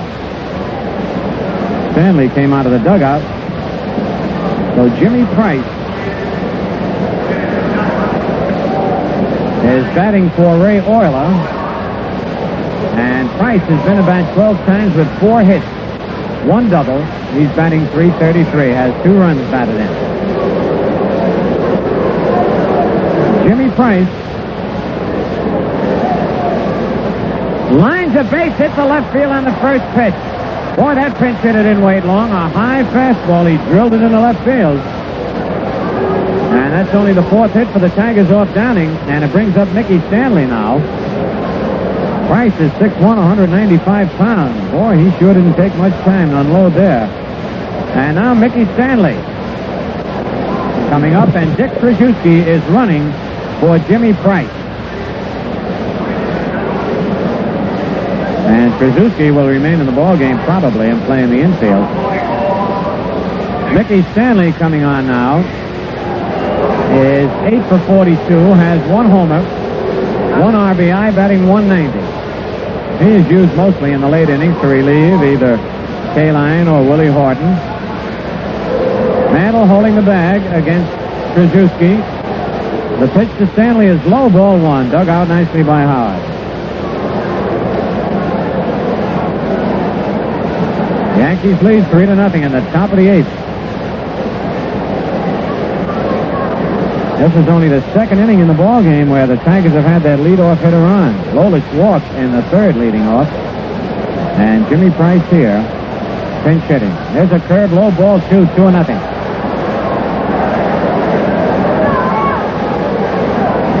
On deck, Don Wirtz.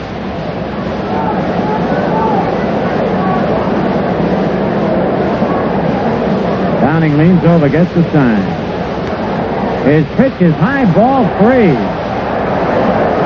3-0. And Downing, who has had great control, has thrown 3 straight balls to Mickey Stanley here in the top of the 8th inning. Al sets the pitch, strike ball, a fastball right in there. Stanley looks down at Tony Cuccinello, coaching at 3rd.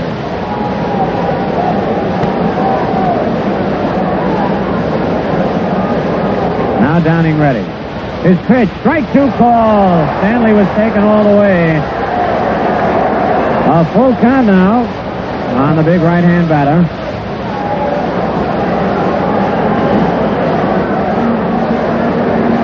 Big pitch coming up. Price leading off first. Here's the stretch. He doesn't go. The ball is low. Ball 4. He curved him on a 3-2 count. That's the 2nd walk given up by Downing. Ralph Houck is coming out of the dugout. And Houck, I don't believe, will take Downing out of there, but he just wants to talk to his young man. And this is the first time in the ball game that the Tigers have had more than 1 man on base in any inning. Runners at 1st and 2nd. Houck is leaving in a hurry. Just wanted to tell Downing to settle down, pitch your ball game, don't hurry. Don Don Wirt, 0 for 3, fly to right in the first inning, popped to third in the third, and bounced to short in the sixth. The Yankees leading 3-0. Pepito and Tresh were having a little huddle out in the outfield. Now they break it up. Runners lead off first and second. Downing set. The pitch is on the inside corner, strike one. I want to tell you what a lead that Jimmy Price had. And it looked like he was going to go, and then he suddenly reached down and grabbed the back of his leg. That's Krzyzewski running for Price. I'll get this straightened out before the game is over. Price is a much easier name to pronounce than Krzyzewski. The stretch. The pitch is a curve in there. Strike two call.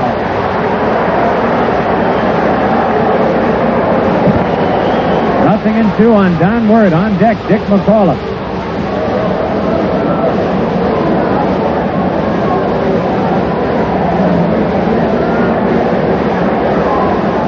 Runners lead off first and second.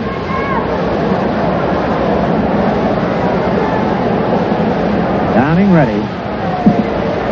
His pitch is popped up to short left field.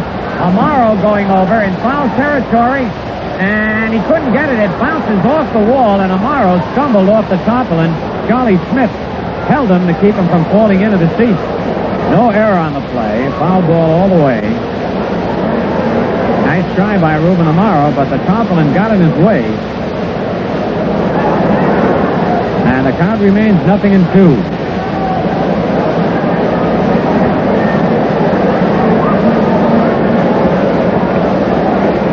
Boy, who was on his toes, picked up his little stool and got way down the left field line. And you got to be thinking real quickly to do that. A lot of kids would just jump up, leave the stool there, and it was right there that Amaro ran into the tarpaulin. Again, ready for the two-strike pitch to Don Wirt. Krzyzewski leads off second. Stanley off first. The pitch, change-up, hit on the ground, is short. Amaro goes to Clark for one. Back to first. Double play, and moving to third is Krzyzewski. And that was a beautifully executed double play. It was not hit too hard, and Horace Clark had to get out of the way of Mickey Stanley sliding in and throwing the Mantle. So right now on New York Yankee Baseball, let's pause briefly for station identification. Golden Kruger Pilsner, made a little at a time by the people at G. Kruger Brewing Company of Cranston, Rhode Island, who take their time. This is WCSS in Amsterdam, New York. So the Yankees come up with a big double play, and suddenly it's two out with a runner at third. And the batter, Dick Mcauliffe, who's 0 for 3. Dick has hit the ball hard, but he bounced hard to second, line to right, and bounced to first. Yankees lead 3-0, top of the eighth. Downing's pitch is high and tight, ball one. Forced Mcauliffe back from the plate. On deck is Al Kaline. This is the man the Yankees want to get. They don't want to see Kaline come up with two men on. Krzyzewski leading off third base. Downing winds. High with a change-up, ball 2-0.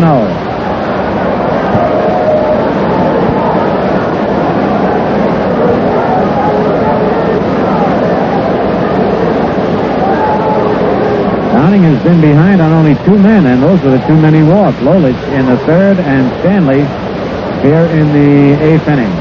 The 2-0 delivery. Low and inside, ball 3-0.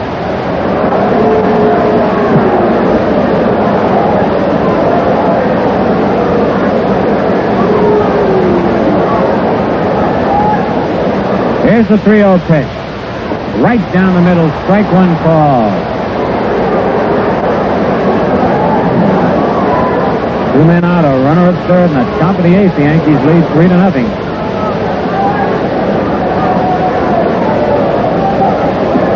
Downing's 3-1 delivery, inside, ball 4.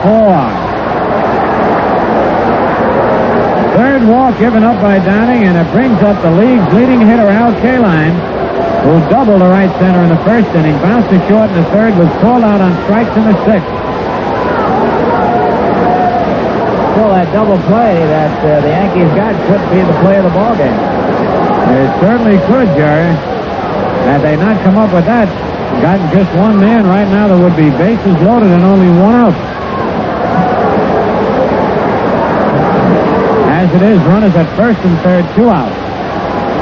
Runners lead off first and third. Downing set. Pitch to K-line. Ground ball foul just outside of third. K-line got out in front of a fastball.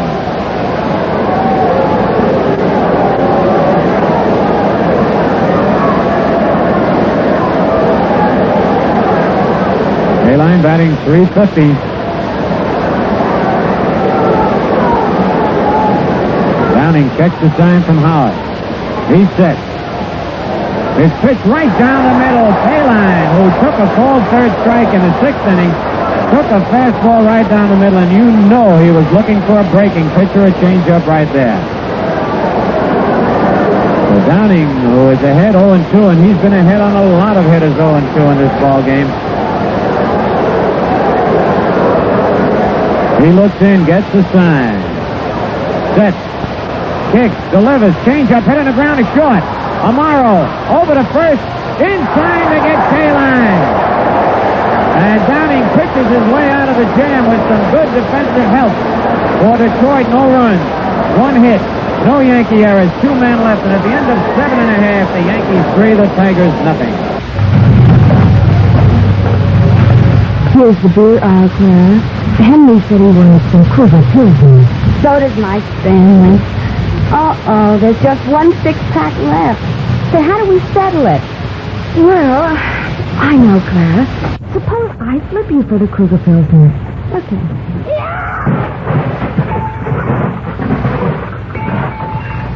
Sorry, Clara, but it is Cougar Pilsner. More and more people are starting to put a Cougar Pilsner. But we just can't get ourselves to make more and more of our beer. We'd rather brew a small amount of perfect beer than brew a lot of beer that's merely good. We do make perfect beer. And sometimes it is a bit hard to find. So please, share your Cougar Pilsner with your friends. Be kind.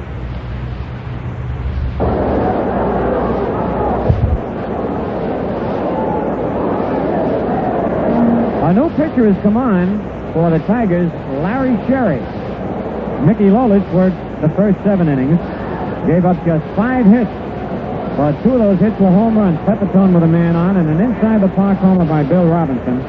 He walked 3 and struck out 1. Larry Sherry is making his 11th appearance of the year. He's won none and lost 1.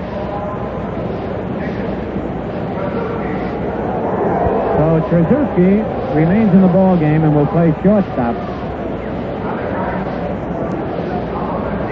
And Larry Sherry is on the mound.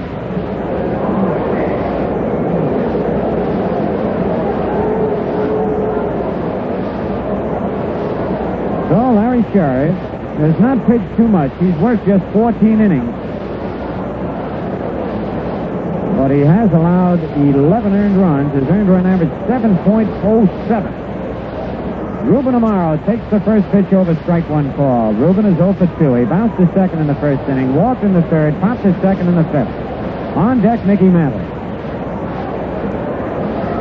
Sherry's next pitch is line to left field for a base hit. Ruben Amaro rounds first base, makes a big turn, and then holds up.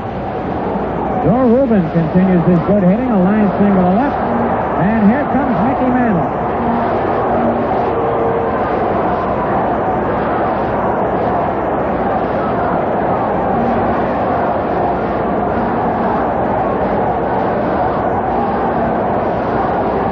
Nobody else. In the bottom of the 8th, the Yankees lead 3-0. Mantle walked and scored in the first inning, flying to right in the 3rd, was robbed of a base hit on a great play by Don Word in the 6th. Batting left-handed for the first time, takes the strike right down the middle.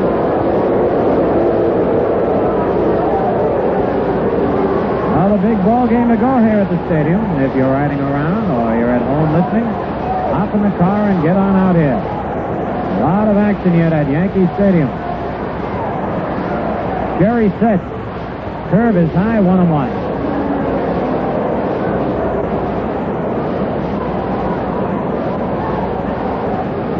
On deck, Joe Pepito.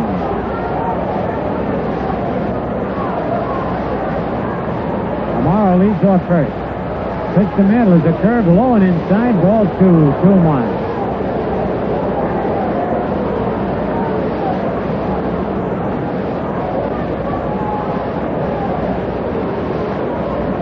Frank City, coaching at first, says something to Ruben tomorrow. Look out for the line drive. The stretch. The pitch is lined to right field. And curving foul just at the last second. A bullet in the right field corner that just curved foul. 2 balls, 2 strikes.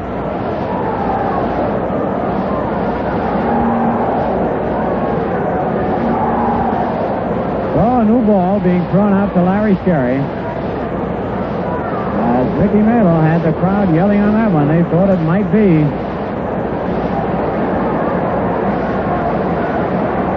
Mick steps out of the batter's box now. 2 balls, 2 strikes, nobody out. Morrow at first in the bottom of the 8th.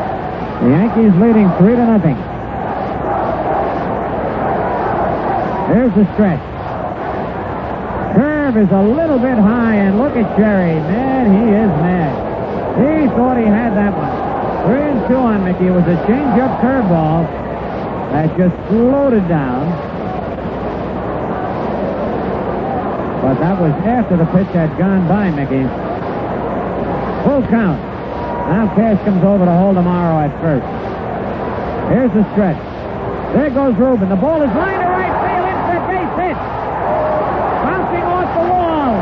Mickey has to hold at first base. There, the throw gets over the infielder's head. Mickey's going to second. The run scores. And that'll be an error for K-Line. Mickey Mantle singles to right. And Mickey held at first base, and listen to that crowd as Mike Keegan goes in to run for Mantle.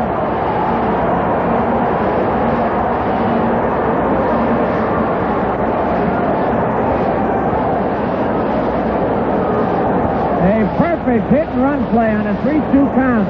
Mantle ripped the single to right. He hit it so hard. K-Line played the carom off the wall perfectly, so Mickey had to hold it first.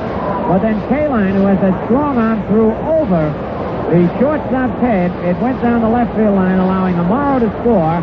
It's an error for K-Line. No RBI. Mantle went to second. Hegan is running for him. Here's Pepito, who takes the pitch high, ball 1.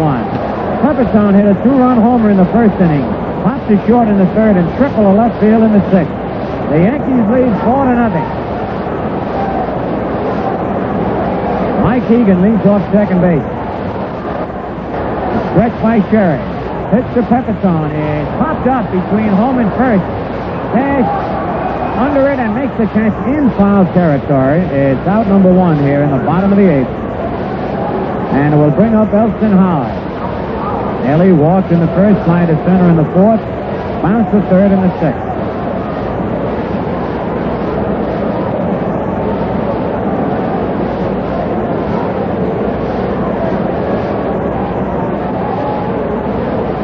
Well, the Yankees, who have been able to take advantage of their opportunities today, lead 4-0 here in the bottom of the 8th, 1 out, a runner at second. On deck, Tommy Stretch. Larry Sherry ready. His pitch, ground ball up the middle, base hit. Here comes Mike Keegan around third. He'll score, and it's a 5-0 ball game as Howard singles him home.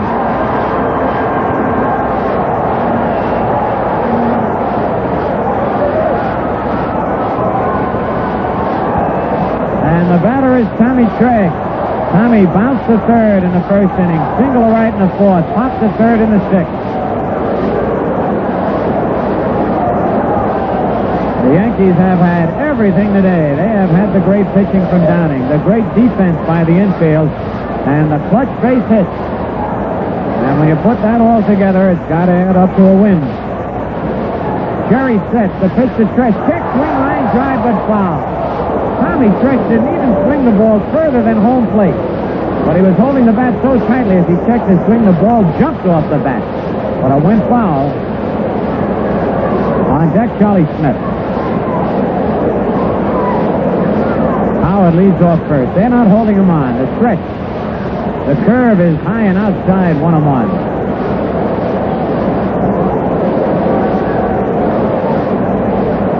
Washington has come up with 5 runs in the top of the third, and they lead Baltimore 5-4 at the end of 2.5.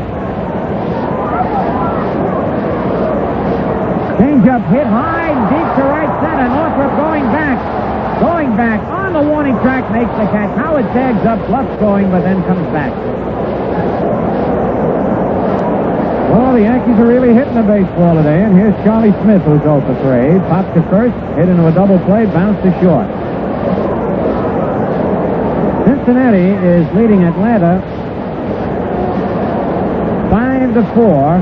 Hank Aaron has just hit his 15th home run in the 7th inning. Aaron leads the National League in home runs. 2 men out. The pitch to Charlie Smith, a bouncing ball to third. Fair ball. The throw to first, low but in time. That ball took a crazy hop. Looked like it was going to go foul, but it stayed fair. But the Yankees come up with 2 runs on 3 hits, 1 Tiger error, 1 man left. And at the end of 8 full innings, it's the Yankees 5 and the Tigers nothing. When your car begins to stall, to idle roughly, and to waste gasoline, the cause could be just a tiny bit of dirt in the throttle plate area of your carburetor. Only a fraction of an ounce is enough to downgrade performance. And when you clean out that little bit of dirt, why, what a difference it can make. That's exactly what Atlantic Imperial gasoline can do for your carburetor. It dissolves throttle plate deposits as you drive and washes them harmlessly away. It gives your engine a chance to perform as it should. See what a difference Atlantic Imperial can make in the performance of your car. Use just 100 gallons and save the receipts for each purchase. Then, if you don't like the difference, send your receipts to Atlantic, Philadelphia, Pennsylvania, 19101. And Atlantic will send you $4. For more driving pleasure this summer, get the difference that makes the difference. Get Atlantic Imperial, the clean carburetor gasoline. Mike Egan remains in the ballgame to play first for Mickey Mantle. By the way, Mickey, with that base hit, ended a hitless drought. He was 0 for 17. But he got his base hit, snap out of it. Bill Robinson got his inside the park home and a snap out of it. Tommy Tresh looks like he might be snapping out of it. Has hit in the last 3 ball games. The Yankees lead here 5-0, and here is Willie Horton, who bounced to third in the first inning, struck out in the 4th and 7th innings. Al Downing on the mound. This is the top of the 9th inning.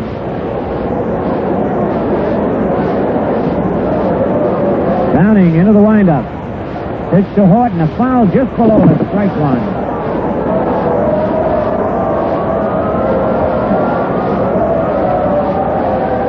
On deck, Jim Northrop. And the ball stayed on the screen, didn't go all the way down. Downing winds, the pitch high and outside, 1-1.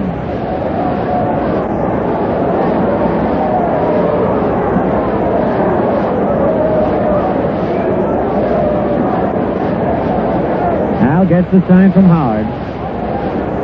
His 1-1 pitch is high, ball 2, 2-1. Ellie now rubs up the ball, walks out towards the mound, flips the ball to Downing.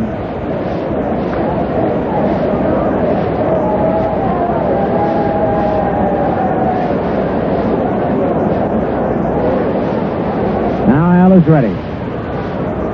Here's his 1-2 pitch. A curve, pop foul near the stands. Egan chasing it. He leans in, but he can't quite get it. Couldn't lean in far enough. And the count is even at... No, it's not. It's 1 ball and 2 strikes on Willie Horton. No, it's not. It's even at 2 and 2. Should never second guess myself. All right, 2 balls, 2 strikes, nobody out, nobody on in the top of the 9th. The 2-2 pitch changeup popped high in the air to short left center. Amaro back, Pepito in, Tresh yells, And Tommy makes the catch. Boy, that was a tough chance. A high fly ball. One away, and here is Northrop, who has been up 3 times, and all 3 times has bounced out to Horace Clark at second base.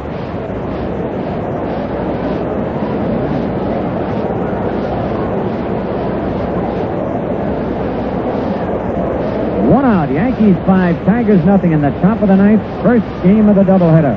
On deck, Bill Freon. Downing's pitch to Northrop is low, ball 1.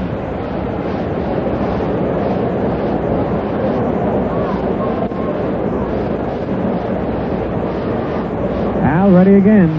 Fastball popped up to the right side. Horace Clark on the edge of the outfield grass is under this one. Moves in now and makes the catch 2 away. And the Tigers down to their final out. And the batter will be Bill Freon, who flied to center in the 2nd, struck out in the 4th, single to left field in the 7th.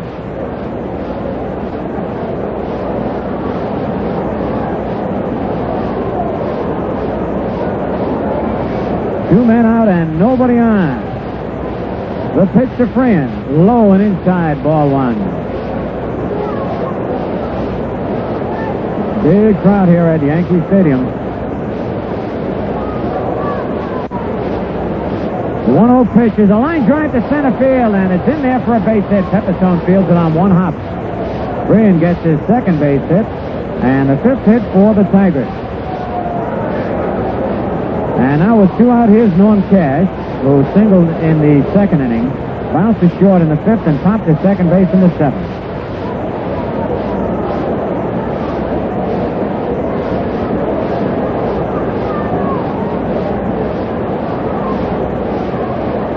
Egan not holding Freon on. The pitch to catch. He tries to bunt, but fouls it off. Just alongside the Tiger bullpen. 1 strike on Cash. That's a good play by Cash. Remember, the Tigers trail 5-0 here. They need men on before they can score enough runs to tie up the ball game. Downing set. Delivers a swing and a miss and a breaking pitch. Strike 2. Dick Trzeski is on deck. 2 men are out. Top of the 9th inning. Downing leans over. Now he rocks. His pitch, a check swing ground ball, but foul at first base. It was a low inside curveball that Cash tried to hold up on.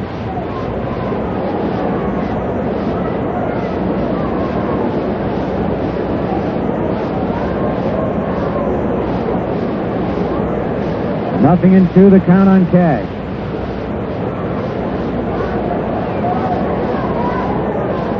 Downing stretches. His pitch. Strike 3. He couldn't hold up. Downing strikes out Cash on a low curve. His 6th strikeout of the ball game. For Detroit, no runs, 1 hit, no Yankee errors, 1 man left.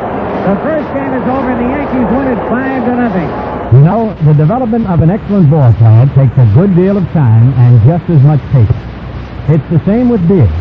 When you take a lot of time to make just a small amount of beer, your product gets to be perfect. And when it's as good as Kruger Pilsner, more and more people start to buy it. The brewers of Kruger Pilsner take their time in brewing a very light beer. They don't make a lot of it, but what they do make is perfect. In fact, it may be the world's most perfect beer, Kruger Pilsner, made just a little at a time. Try some soon. Pick up a 6-pack of 12-ounce thin off-cap bottles. It's sometimes hard to find, but really worth looking for. The Kruger people will never be able to say they brew the most, but they don't mind, as long as they can say they brew the best. Kruger Pilsner.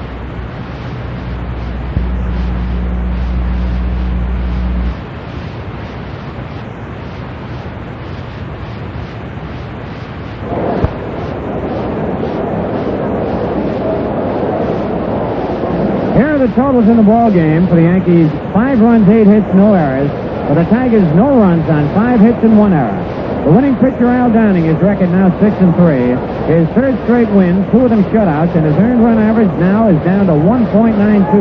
The losing pitcher, Mickey Lolich, who has won 5 and lost 6. The Yankees Well, that wraps up the first game of this doubleheader.